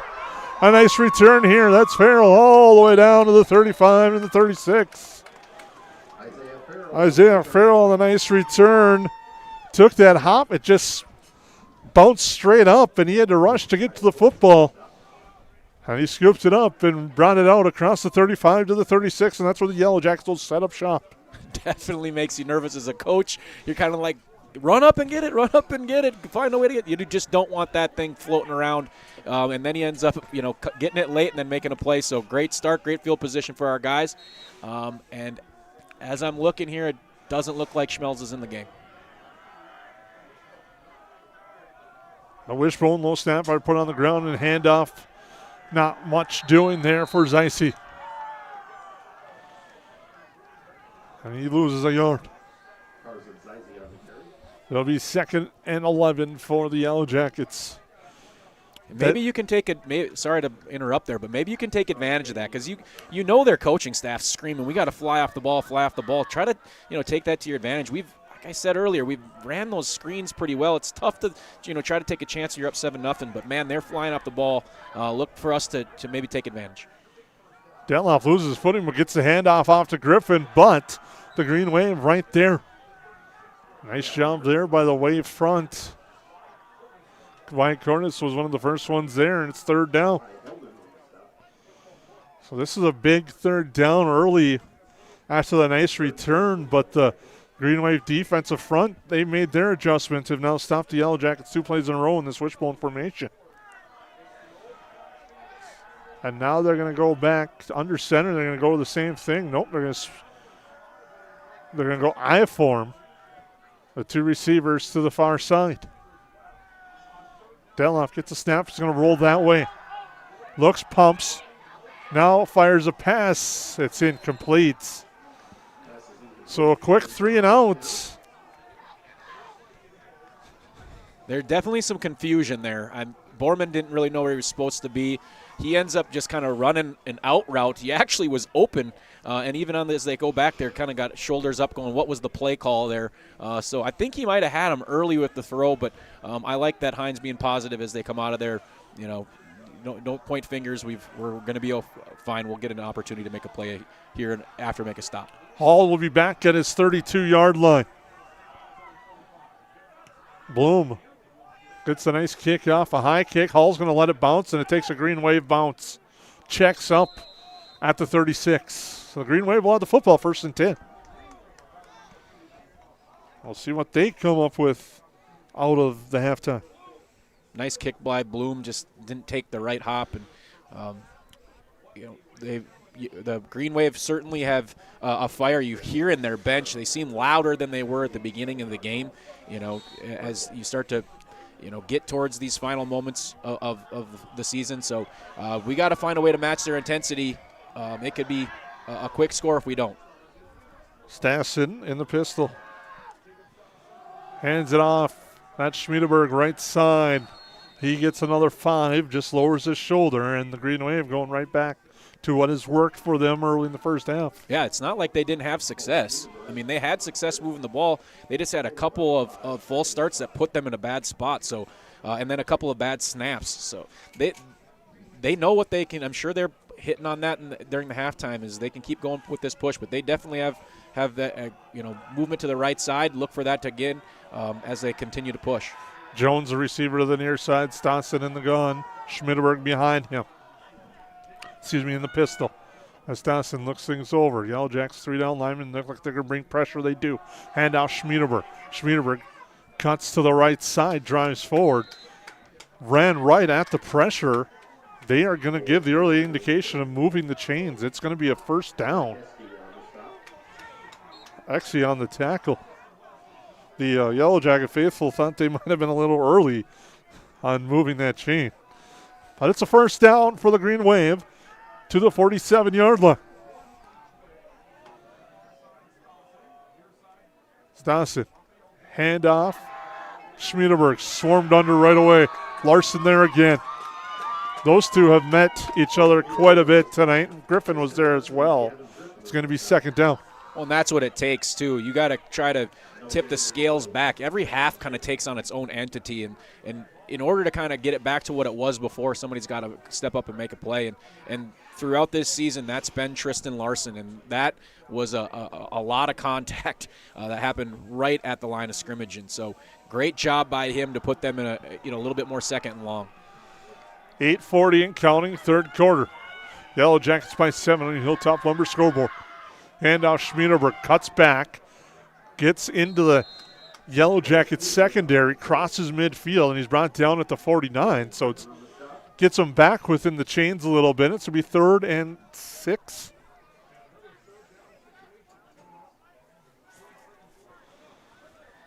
The way it's been going, I think, if you're East Grand Forks, you're looking at 2-down territory. So trying to pick up a chunk here for the Green Wave. Yellowjackets continue to push back as much as they can at that front.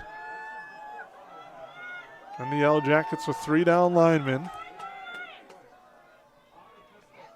They're going to sit back, play coverage now, bring a late blitz. Stassen pump fakes. He's going to take off and run. Cuts to the right side. Had the 1st down for a moment. Now gets hit back. Tackled inbounds. We'll see what the spot is going to be. If they go with the near side guy, it's 4th down.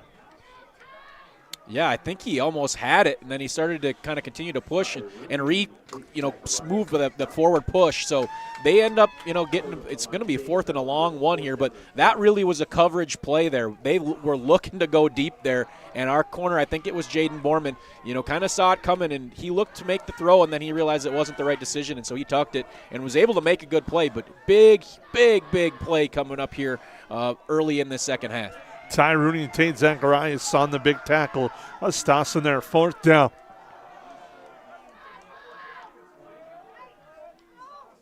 Handoff, Schmiedeberg left side has the first down.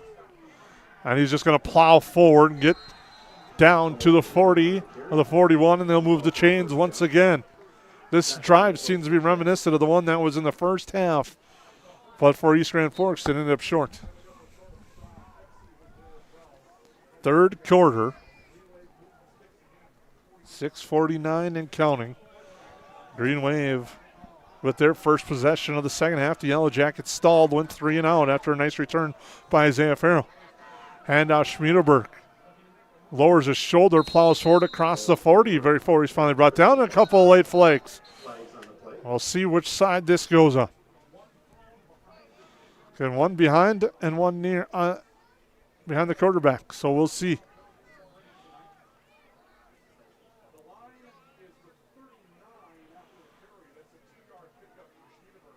We haven't seen a signal.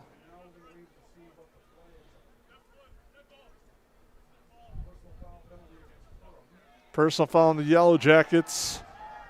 And 15-yard penalty against Yellow Jackets.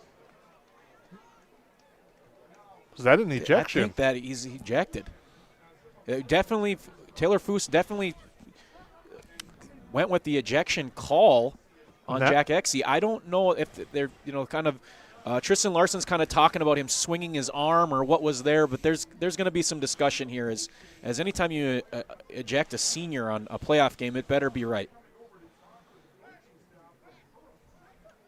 But the thing about it, Jason, is both officials threw the flag at the exact same time. So whatever they saw, they were pretty comfortable with it. Even if it's something that maybe wasn't intentional, it must have looked pretty bad for both.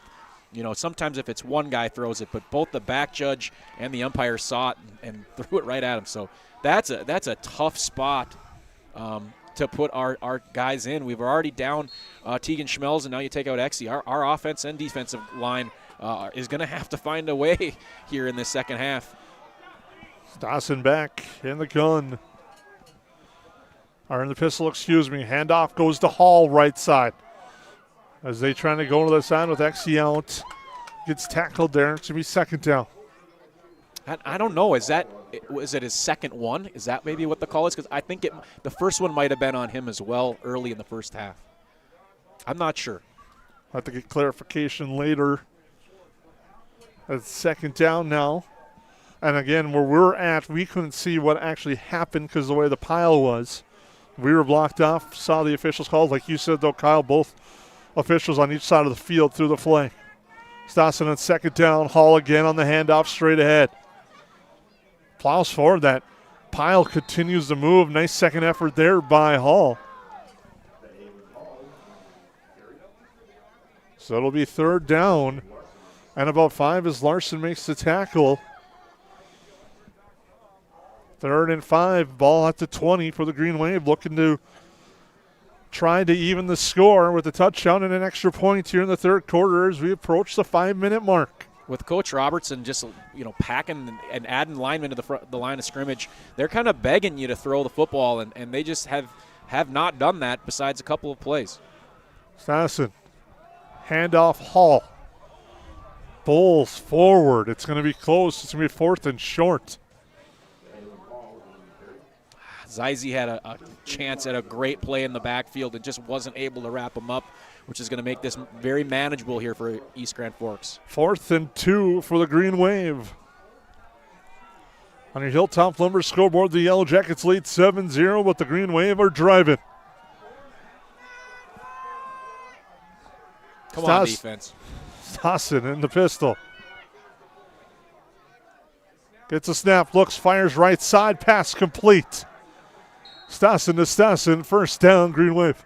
And then that's what they've done when they've had moments and they've had plays that they've needed throughout this season. East Grand Forks has went with that connection. That takes a lot when you haven't really thrown the ball much all game to trust that that's going to be there and that's going to be on time, and then you're going to make the catch. That's a credit to the coaching staff believing in those guys, and that's a great way to keep that drive going. First and goal at the 9. Schmidberg the deep back. Gets the handoff, cuts up to the middle. Drives forward, is going to be close to inside the 5. Dorrance on the tackle. Second and goal. The Green Wave have it second and goal. Just inside the 5.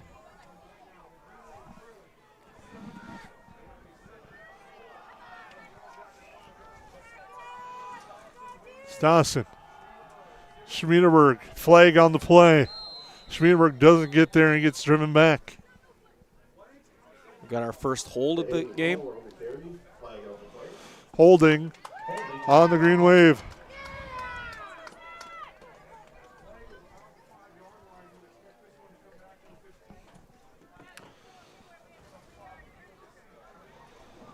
So hold will back it up. The Yellow Jackets will accept a penalty.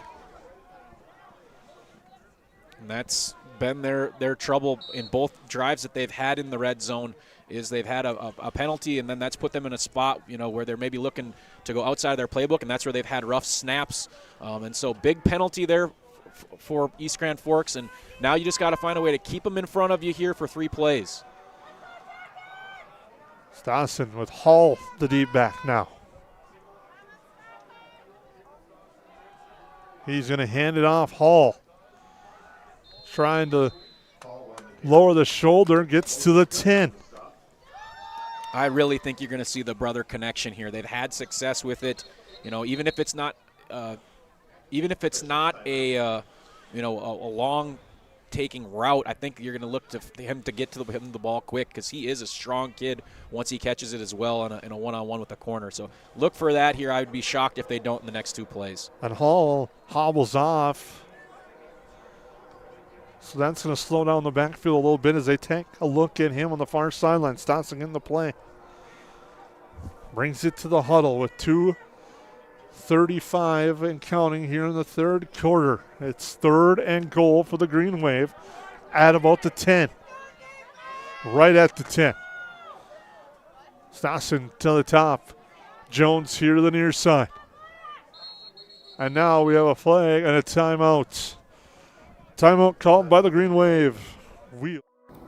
Perham Health is here to take care of you, to keep you crushing it. Broken bone? We'll fix it. New baby? We'll deliver. We've heard that. And yes, we can help. From life's big moments to the annoyingly sick ones, our providers have the expertise and compassion to handle it all. Perham Health, so you can keep on hitting it.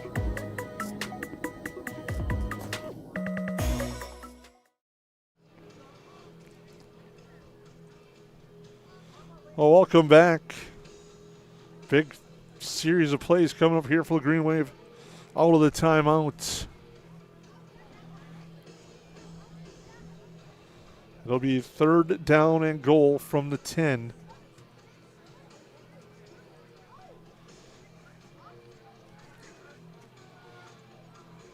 They're taking their time in their huddle, really going over what they want here. So they've got, maybe they've got a conversation for 2 plays here and what they want to look for. If they don't get the first one, it could be a setup for the second play. It gets to this time of the year, you've really talked about a lot of these situations. You've done these 2-minute drills or these, goal line you do every single week. So they should be, pretty well versed in what they have, in these type of situations. 2:18 to go, 3rd quarter. Yellow Jackets open for the stop. Schmiedenberg to the left. Play is blown dead here on the near side. And it looks like it's going to be a false start by the receiver here on the near side. And it's going to back him up 5. I think he was getting a play his way, and he just got a little excited, Grove. We'll take it. 3rd and goal now at the 15. These cold nights when you get a timeout and you finally hear your number is possibly going to get called, you get a little excited, and he just got going a little bit quick.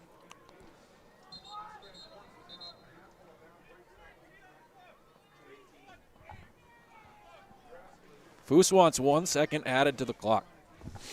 We'll keep an eye on that late in the game to see if that ends up making a difference. Especially here in the 3rd quarter.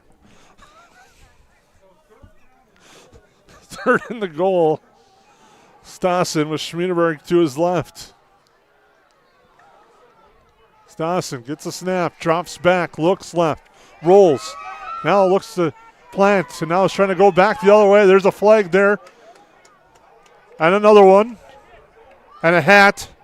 And Stassen now runs and eventually goes out of bounds. And we got an injured Yellow Jacket on the play.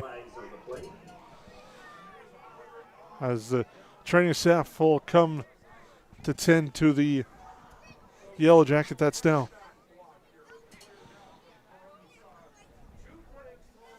Yeah, it was nice to see Tristan. Tristan Larson's the one that's down, and it's nice to see him moving because he didn't move right away. I think it was a blindside block that he just did not see coming whatsoever. And those are a reason we've gotten those out of the game, is because regardless if it's kind of part of the play or even the guy can make a play, it's particularly your brain isn't ready for that. You're not ready for impact, and that's where you see so many of those concussions.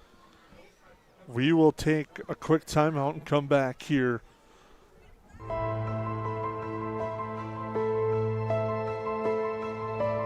It's not necessary to build your business in Perham, Minnesota to be successful.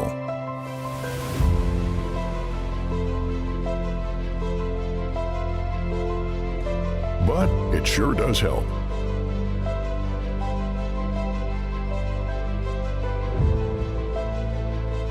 Hammers Construction. Your vision, our team.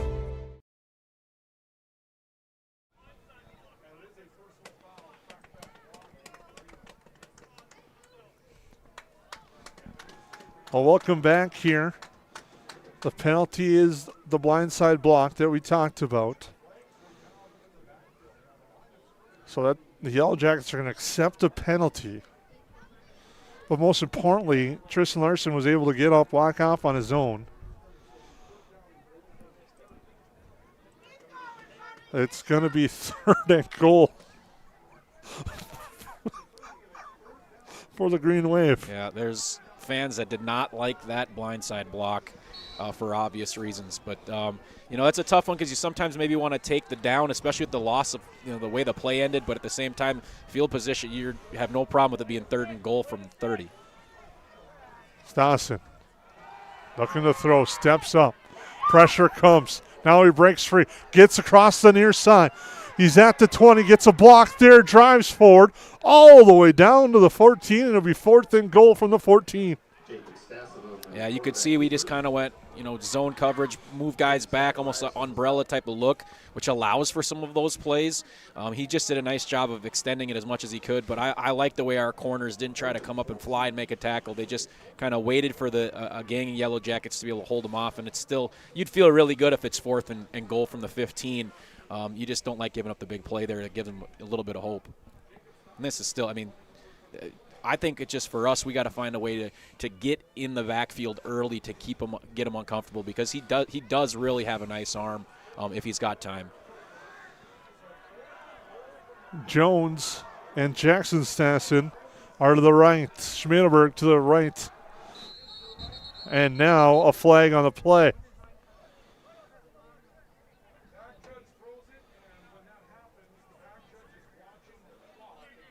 And delay of game. Before the delay of game, a timeout has been called by the Green Wave. At New Horizons Realty, we're on your team. For over 25 years, we've been helping families and businesses find the perfect place to call home here in the Lakes area. Whether you're looking to buy, sell, or just dreaming, we've got the experience and local knowledge to guide you through every step of your real estate journey. As proud supporters of the Perham Yellowjackets, we believe in building strong teams on the mat, court, or field, and in the community. Check out our current listings at PerhamRealEstate.com or give us a call today at 218-346-7767. Ready? Mm-hmm. Well, welcome back. Go to the timeout. Yellow Jackets trying to come up with a stop. For a big 4th down here, come up 4th and goal for the Green Wave. They went backwards after they got inside the red zone. The Yellow Jackets are hoping to come up with a big stop.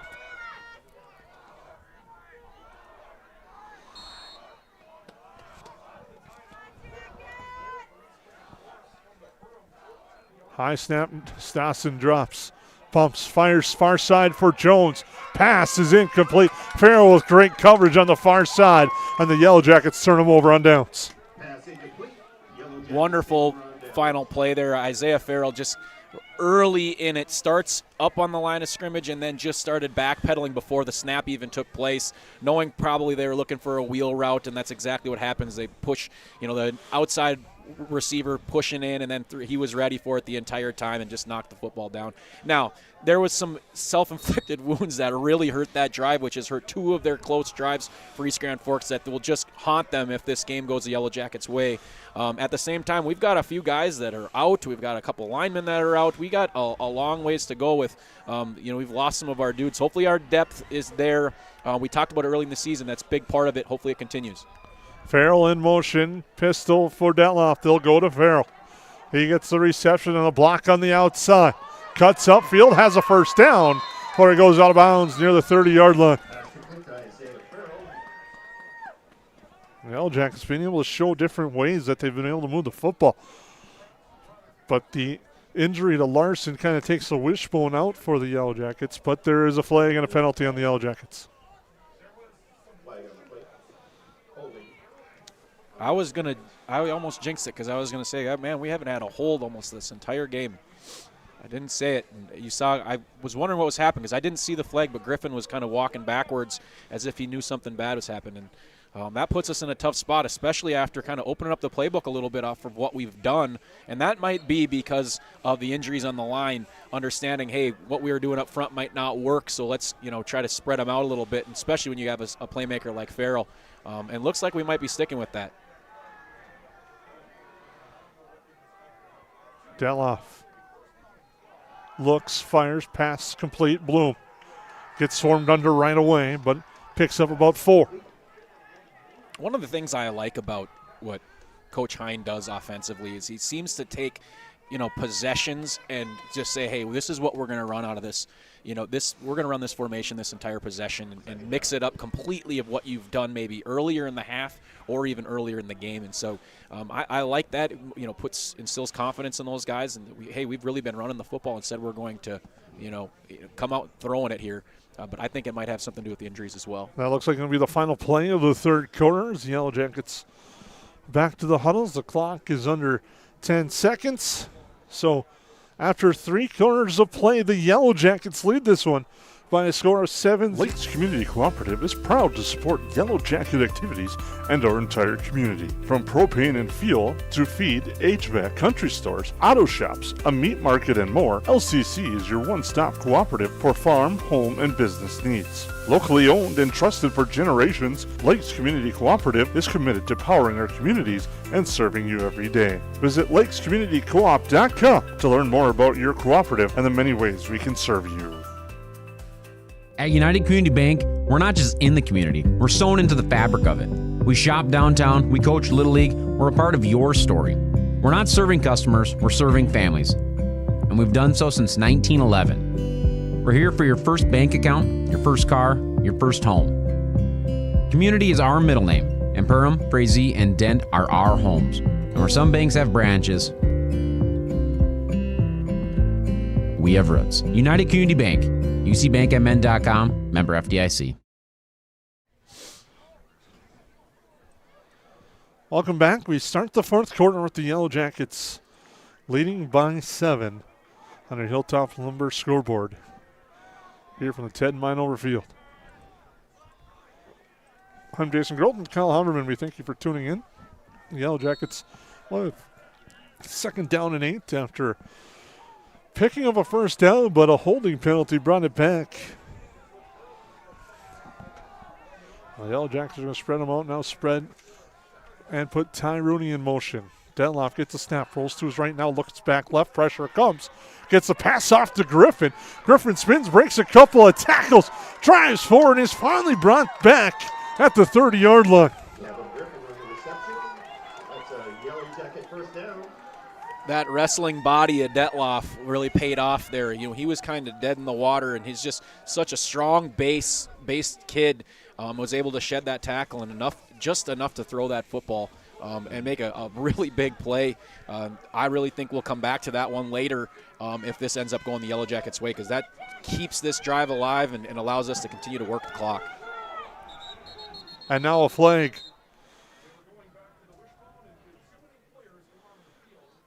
there an illegal substitution penalty on the Yellowjackets will back them up 5. They switch formations back to the wishbone and just a little bit of confusion.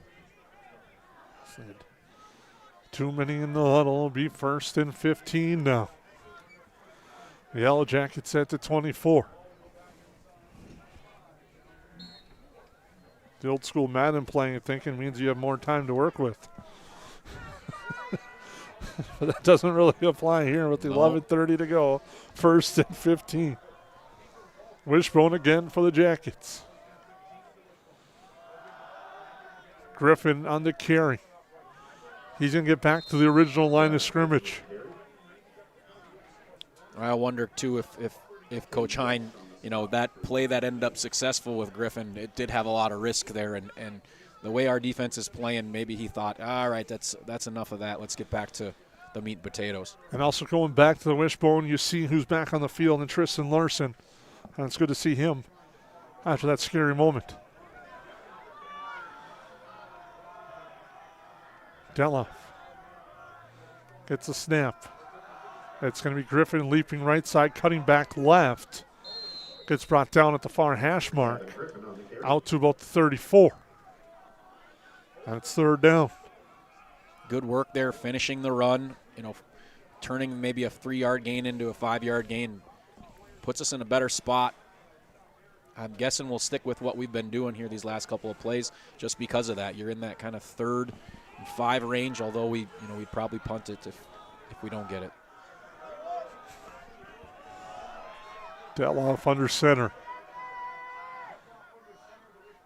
Drops back, rolls. Now he's trying to run to the edge. He gets to the edge, gets out of bounds at the 40.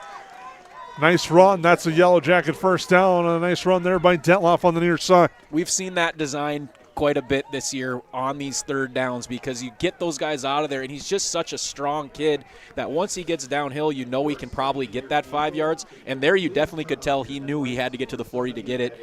He got right to the 1st down and got out of bounds and into safety. 1st and 10 for the Yellow Jackets at the 40-yard line. If you're in the parking lot watching and you have your headlights on, they're asking you to turn them off, please. If you're watching this while watching the game. As it's 1st and 10, 9:53 to go. Yellow Jackets to the line. 2 receivers on the near side, 1 to the far. Now there's Sven Farrell in motion. Pitch out right side. That's Zeise on the carry. He's trying to get to the right edge. Gets tripped up right at the line of scrimmage. Carson Zeise on that carry. Oh, they're having a hard time figuring out the automatic lights out there. It's very similar to the Pillager game at Pillager where it actually stopped the game. They could not figure it out. And instead of him shutting the lights off, he's now got the brights on. So, and that play there, Zeise was headed towards out of bounds and was tackled, really where he would have ran out anyways and ended up being okay because the clock kept running because it was deemed inbounds, and we want that clock to run.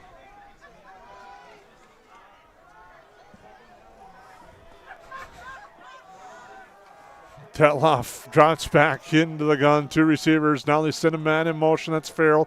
Far to near side. Detloff rolls. Now he's going to try to drop it off. Does. It's complete to Farrell here at midfield, and he gets swung out of bounds. Nice drop. Teardrop pass there to Farrell for the 1st down, and they'll move the chains. You could hear the crowd going, you throw that thing up there, and the way we've been running the football, you could everybody kind of went at the same time. But great catch by Farrell after he didn't initially have it. And I like the trust in your guys to make a play and just continue to say, hey, let's drive this thing down the field and finish this thing off. 8:50 to go. 8:51. They send a man in motion to the right side. That's Bloom. Now Detloff on the keep. Escapability there by Detloff as he gets away from what looks like a 5-yard loss, turns it into a positive gain. And I'm going to go back to it. He's just such a strong base to him. You just aren't going to take him down, and that goes back to his wrestling. One time I asked him what he did over the summer. He said he went to camp, and I said, where was the college? He said it was in Iowa. And I was like Iowa? He's like, no, it was in a cornfield.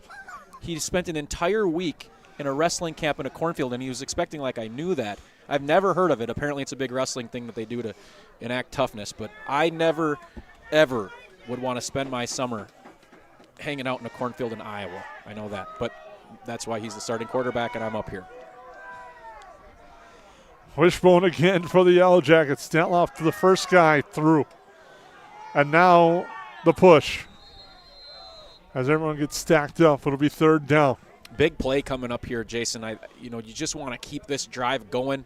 You don't want to have any negative play or even put it in a spot where you can really, provide some hope for the Green Wave if you put it in a 4th and short on, close to midfield. So got to find a way to pick up this first down. 8:20 to go. Third down for the Yellow Jackets. Leading by 7 on your Hilltop Lumber scoreboard. Winner of this game will play DGF on Saturday night at 6 o'clock. If it's the Yellow Jackets, we'll have it for you on 549 Media. Detloff to Griffin. He cuts back, breaks through the first wall, and gets all the way down to the 35, and it's a first down for the Yellow Jackets. Walsh on the tackle for East Grand Forks, but a nice job by Griffin getting to the line, powering through, and then getting the first down to the 35.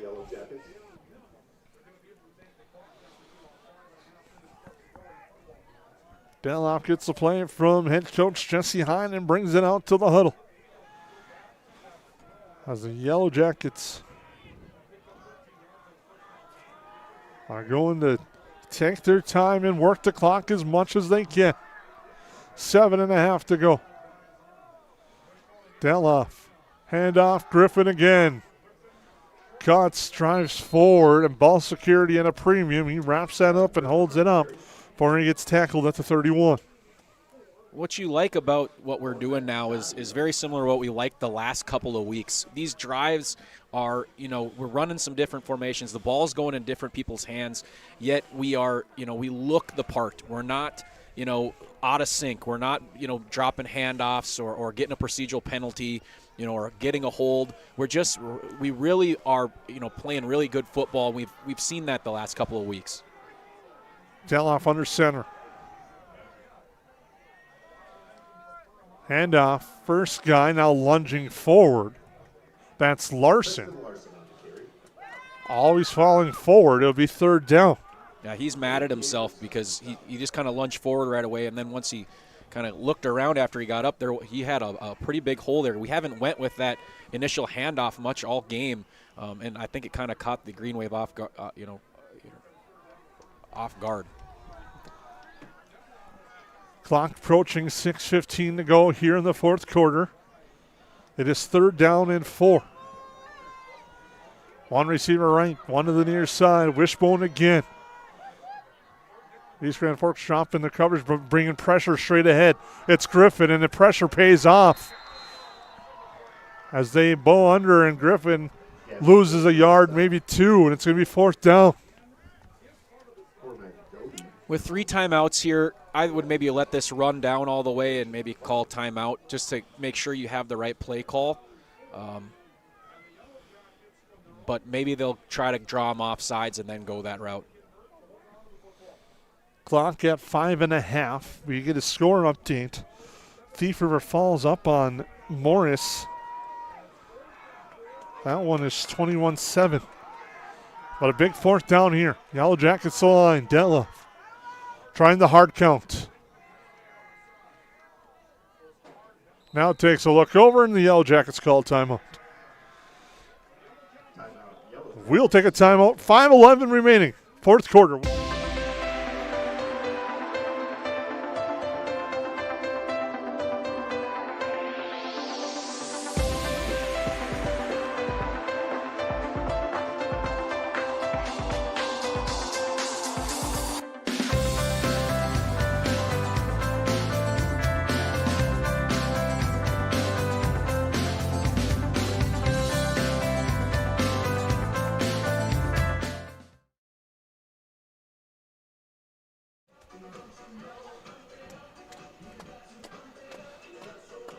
Welcome back.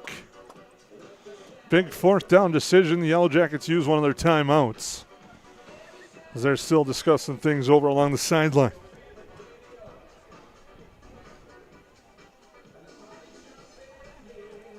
That's another nice thing that we've done throughout this game is if you're the Green Wave, you're not sure what formation we're going to come with. So in regards to how you're going to defend it, we could really come out in any sort of look. Two receivers left. Two to the far side. Detloff in the pistol. Griffin is the deep back. Send a man in motion. That's Rooney. Snap is off. Detloff fires the far side. The pass. Got it. They call it a complete and a first down. A big play there. Sorry, couldn't really tell on the far side. Waiting for the signal, and it's a first down for the Yellow Jackets. The East Grand Forks coaching staff thought he was maybe out of bounds or didn't get it, but they were jumping up and down. But wonderful play call. Just sat him in the zone there, got him the football just at that first down mark. You could tell Rooney didn't really care about anything else besides securing the football at that first down marker. And we have just continuously had the right call at the right moment throughout this game, and that's really been fun to watch. First down and 10, clock showing about 4:40 to go. And our running clock is under center as Detloff back to that wishbone formation. Handoff, Larson trying to plow forward, gets stood up. And now a flag. And another one. Flag on the play. We'll see what the flags are for. Uh-oh.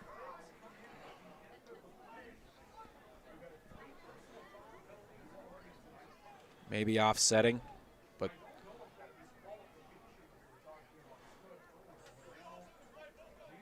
both against East Grand Forks. A face mask. A dead ball personal foul on East Grand Forks. So the Yellow Jackets. I think a big part there is you saw a number of – the reason I said uh-oh is we had a number of Yellow Jackets pick up Tristan and kind of get him away from the motion. And he plays with such emotion that a lot of times it can provoke other guys to maybe make a cheap shot or do something like that. And that's obviously what took place, but just another big, mistake by East Grand Forks, when you absolutely cannot have it. But the, best thing we can do here is make sure we secure the football and find a way to put this thing away. First and goal for the Yellow Jackets. Wishbone again. Jetloff. Pitch out, Griffin. Griffin to the corner. Breaks a couple of tackles. Second effort is knocked out just shy of the goal line. Got to be careful extending your arms there. I know you want to make the play and get the touchdown, but we've done such a great job all game of securing the football. You don't want to give them an opportunity to make, turn the tide. Ball at the 1. Clock running.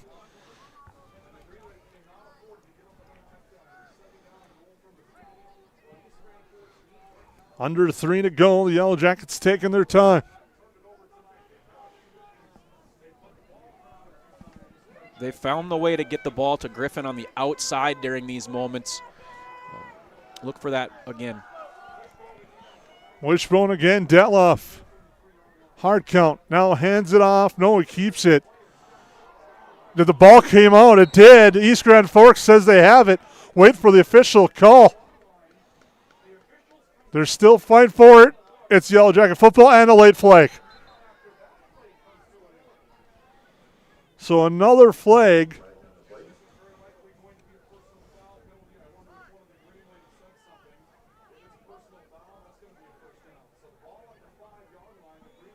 We're waiting.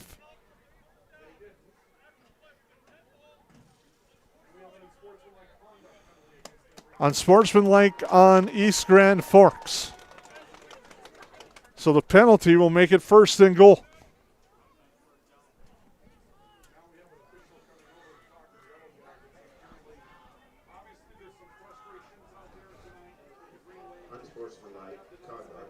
I think he's saying it's going to be third down. Well, they announced automatic first down. The chain gang still has first. Now they got the adjustment at second. But that was a dead ball. So it's going to be third and goal. They got it straightened away this time. Third and goal for the Yellow Jackets. Yeah, that doesn't really hurt you much if you're East Grand Forks.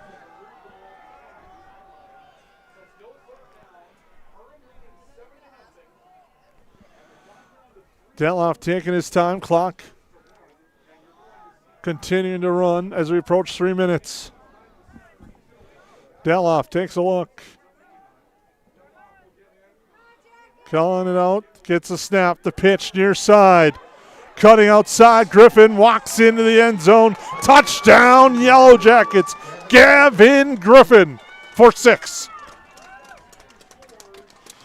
They had brought so many guys up to the line of scrimmage and kind of showed their cards as we went with the long waiting for to get to the end of the play clock, and just an easy pitch out to Griffin with nothing but space, and he's able to trot in. But God, man, the 2 scoring drives in Perham that Perham had today are just amazing drives in a number of different ways, and we can talk about that in postgame. But man, what a wonderful job by the Perham offense. Bloom on, full of extra points. Schmelz will come in as they were 1 man short. Yeah, well, we're missing the normal guy that's in there is on the sideline. Snap spot coming through. Bloom is able to get it good, and it's good. And the Yellow Jackets have a 14-0 lead. We'll take a quick timeout. Hilltops. At Nias Family Sales, our experienced mechanics are here to provide exceptional service in a timely manner. With 10 service bays, the service department at Nias Family Sales can work on all makes and models. Our experienced mechanics can do everything from oil changes, tire repairs, brake service, engine and transmission repair, and much more. Schedule your vehicle today. Call 218-346-5976 or visit the Nias Family Sales Service Center at 610 East Main Street in Perham. Any favors? No.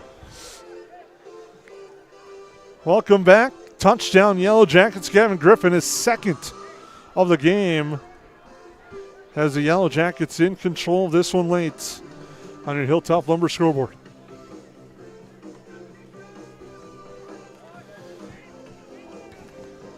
And Bloom adds 2 extra points.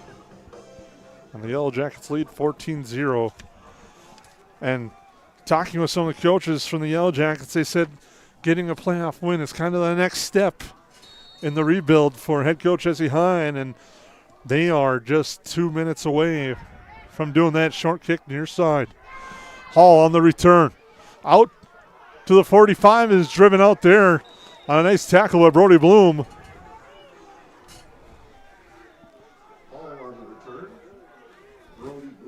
Just find a way to prevent a big play, and even there, you know, it's just different guys making. You know, Bloom's had 2 nice special teams tackles when it looked like maybe big plays were going to take place.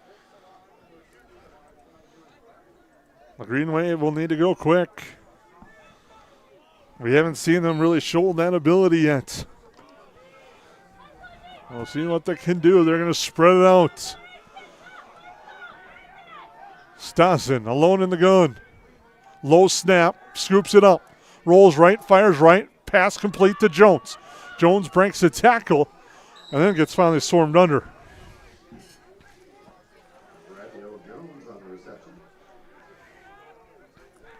And it's going to be second down. Rooney and Farrell there on the tackle. Stassen rolls left, slips. And they're going to get credit for that as Jaden Schrupp. And now we have a stoppage.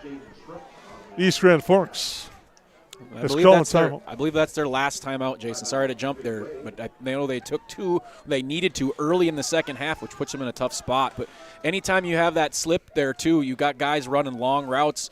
And just as a coach, you know that you're going to waste a lot of time if you don't call a timeout. So another tough break for East Grand Forks. We'll take a timeout. Hansen's Plumbing and Heating provides the highest quality products and services to ensure the comfort and safety of all their customers. It's what they do. Henry Hansen, later known as Hardware Hank, first opened the family hardware store in the early 1930s in Burgess, Minnesota. Today, they are proud to carry on his legacy of hard work and honesty through teamwork, fellowship, cutting-edge technology, and forward thinking. 218-346-2422 or make a visit in Perham, Burgess, or Detroit Lakes today. Hansen's Plumbing and Heating, proudly serving Minnesota families for over 80 years.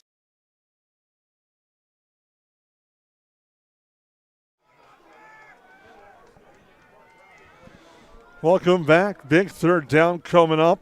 Again, East Grand Forks out of timeouts. As we come back live, they're quickly to the line. Stosson taking a look over the Yellow Jacket front. Drops back, now rolls to his left. Pressure coming. Fires as he takes a big hit.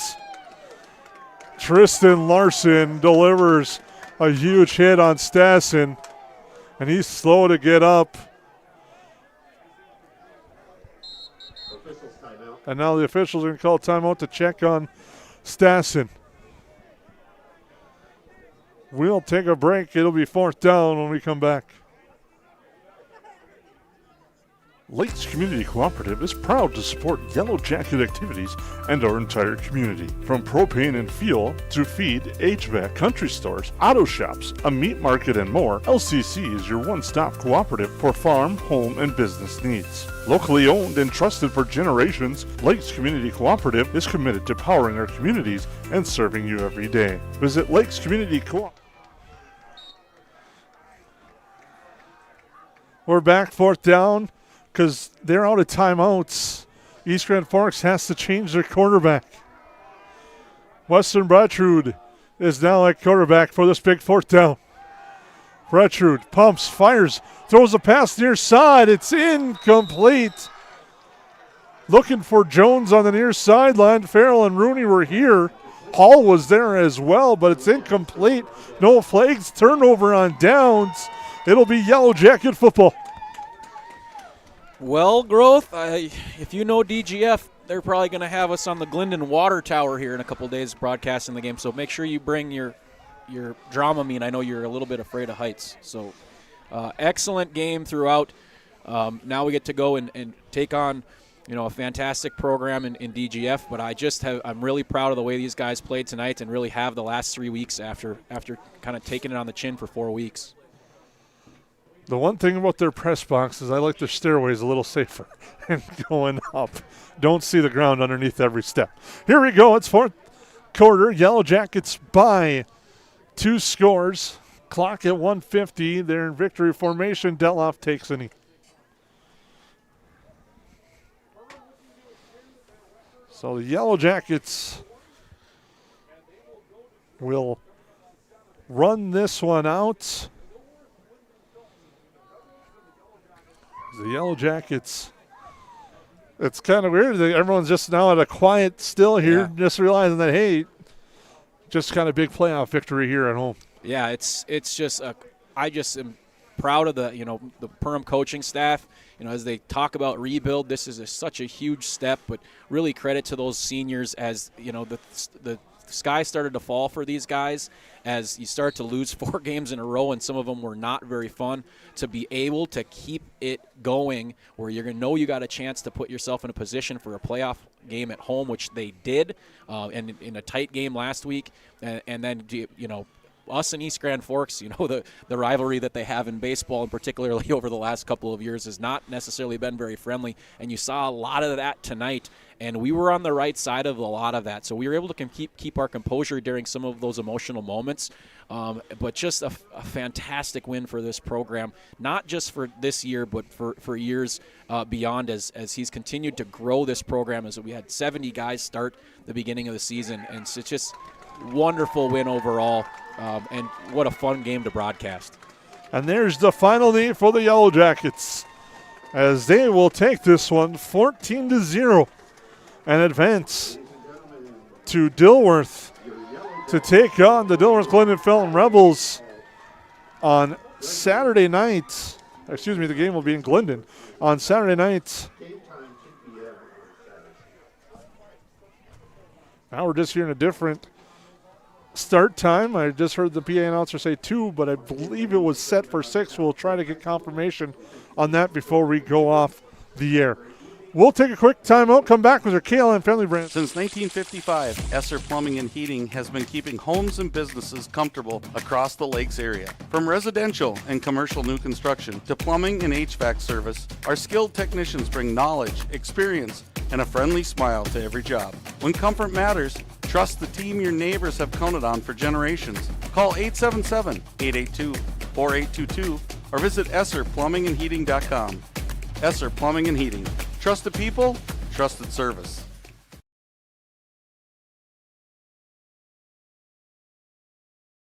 Horseman Investments and Insurance can help you with your retirement planning goals and insurance protection needs. Kyle Van Dyke and his team provides educated retirement solutions, wealth management strategies, inheritance and legacy planning, and personalized auto, homeowners, and life insurance protection plan. We are here for your lifelong financial wellness. To set up an appointment, call Kyle Van Dyke at 218-236-6665 or email at kyle.vandyke@horseman.com.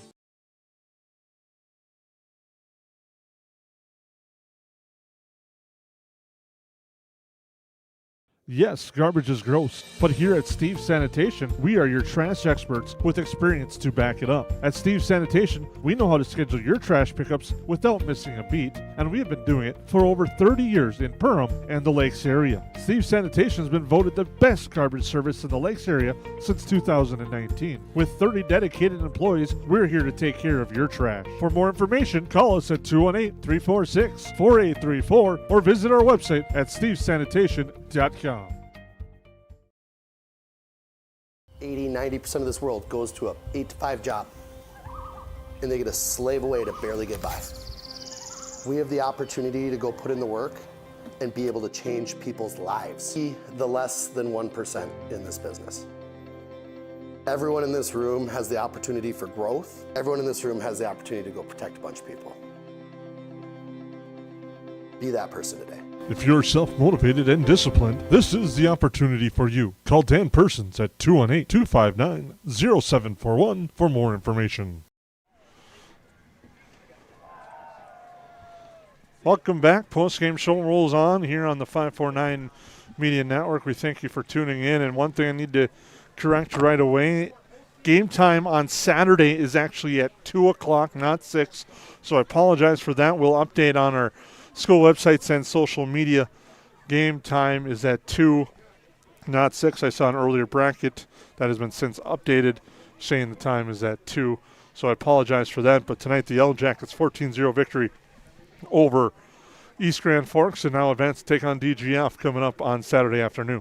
Yeah, and you have the tough job of figuring out who the player of the game is. There's just a number of people and units, I think, that did just such a great job tonight. The defense gets the donut and is able to get the 0 on the scoreboard. But offensively, I thought we made the right plays at the right time. I thought we were really clean in everything we did. Limited turnovers, all of those things that have kind of bit us in our 4 losses. And just across the board, you can look out there right now and just that sigh of relief and just how excited that the football team is themselves and just how elated the football coaching staff is that what they worked on and were able to keep everything going has worked out and allowed for them to win a playoff game. Player of the game brought to you by Steve Sanitation. You said it's a tough one. There's a lot you can go by, but I think you're going to go with the guy that capped off the 2 big drives, Gavin Griffin, with 2 touchdowns tonight. I had a hunch. And that was the way we'll go with Gavin Griffin. An outstanding game, 2 touchdowns. Really got the ground game going. You have to give your hat tip, though, Carson Zeise and Tristan Larson in that wishbone formation, how well they blocked as well for him, as well as the line did when the Yellowjackets went to that wishbone. Yeah, I thought that was a huge call. Our first couple of drives, we went nowhere. And so once we switched to that kind of power wishbone, things really changed. And I think you made the right call. Griffin really, ran hard, and he had probably more carries than he's had in the last few weeks. And then when he's had an opportunity to get to the outside, he made plays. He also made some huge plays on the defensive end. So between him and Tristan Larson, I thought Tristan Larson did a really nice job of setting the tone defensively for our guys. And then there was a number of other players too. But it's just nice to see. Anytime you win a playoff game, it's just the crowd is different. You look at the afterwards and everybody's running around and with their buddies and their guys that aren't in football jumping up and down. It's just an exciting time. And just for our Perham Yellowjacket football team, just a step in the right direction and a huge win for the program. We'll take a quick timeout, come back, wrap things up, get you set up for Saturday here on the 549 Media pregame. At Hilltop Lumber, we're not just about building materials. We're about building relationships. We're honored to be recognized for our excellence in our industry, but the greatest reward It's the trust we built with our customers. It's not just about providing quality materials, it's about building strong relationships. We're proud to be a part of the communities we serve, working with you to bring your vision to life. Because at Hilltop Lumber, success is measured by the partnerships we create and the homes, businesses, and dreams we help build together. Hilltop Lumber, where we help plan, supply, and deliver dreams.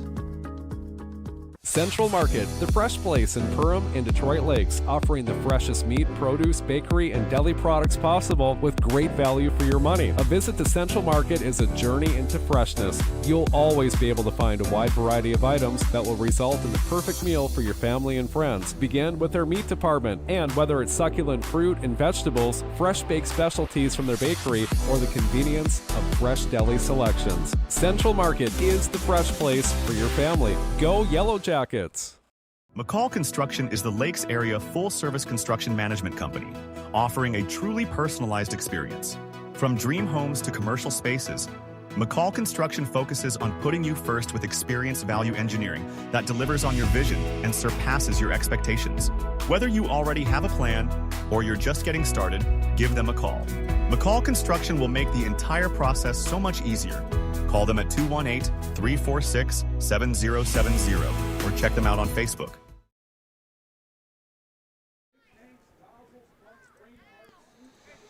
Welcome back here as the postgame show rolls along. Taking a look at the area scoreboard in Section 8 3A. Minnewaska area is all over Park Rapids area. That's 49-6 in the fourth quarter. And a final, Thief River Falls with the upset tonight. They knock off Morris area at Chicago, Alberta by a score of 21-7. So those two winners will play at 2 o'clock. The Yellowjackets will take on DGF at 2 o'clock and hope to return the fortune from that tough loss here that was in that middle of that four-game losing streak. Yeah, you never know. I mean, it's credit to DGF staff that in what they've done. It's you kind of sit there and you go, all right, now we got to handle that here in a few days. But you're just glad to be you're never glad to be there, but you're just glad that you found a way to win a playoff game and put yourself in a spot to go and try to take a couple days here, figure out what you want to do. How can you maybe slow them down a little bit? How can you get after their talented quarterback? And you just, the way we are handling the football offensively without turning it over and, giving some different looks to defenses to have to look at. If our defense can play the way they have the last few weeks, you certainly think the Yellowjackets have a shot. And that's all you ask for is a shot at this time of year. These two teams, the Yellowjackets, DGF, both different squads. The Rebels went on a little bit of a slide, but now they got their quarterback back, Brody Wadena, and he's been a big factor in the resurgence again of the Rebels, which they haven't really gone away, but they had a little bit of a skid, but they're back to full strength as they were before. Yeah, and I think that's a great point. They haven't looked themselves for a few weeks, but the last couple of weeks, how they handled this East Grand Forks team, just the way they've rolled. And that's very typical of a DGF team as they just get better and better in what they do with their footwork at the line of scrimmage and how they move and just, different ways they're countering it. And then they do always have those skill guys that make plays. So we will have our hands full, but I will say this. I really feel we are a different squad as well, certainly than we were when we played them the first time. I just like the way we just kind of handle ourselves.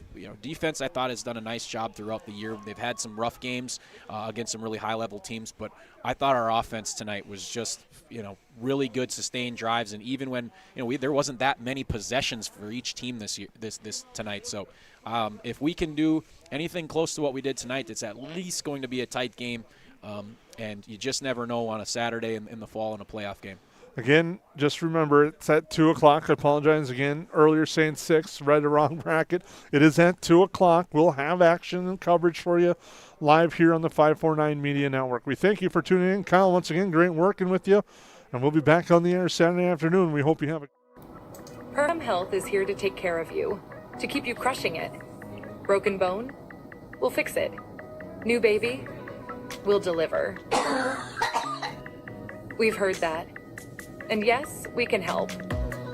From life's big moments to the annoyingly sick ones, our providers have the expertise and compassion to handle it all. Perham Health, so you can keep on hitting it.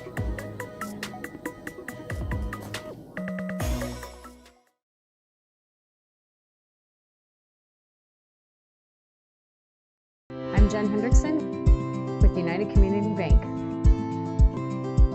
Jacket Pride isn't something we take lightly.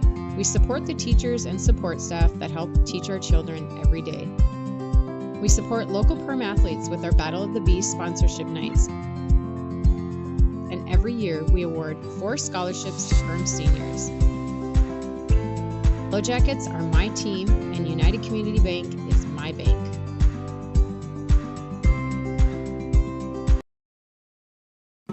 Hi, my name's Wally Anderson. I've been at Tuffy's for 3 years at the warehouse. I just recently bought a Panoptics. It's like an underwater camera. Saved my profit sharing checks for it, and I purchased it, and I can't really wait to use it this winter go ice fishing. KLM's got a better health insurance. Their profit sharing checks, it's a huge difference. It's bar none by far the best company to come work for.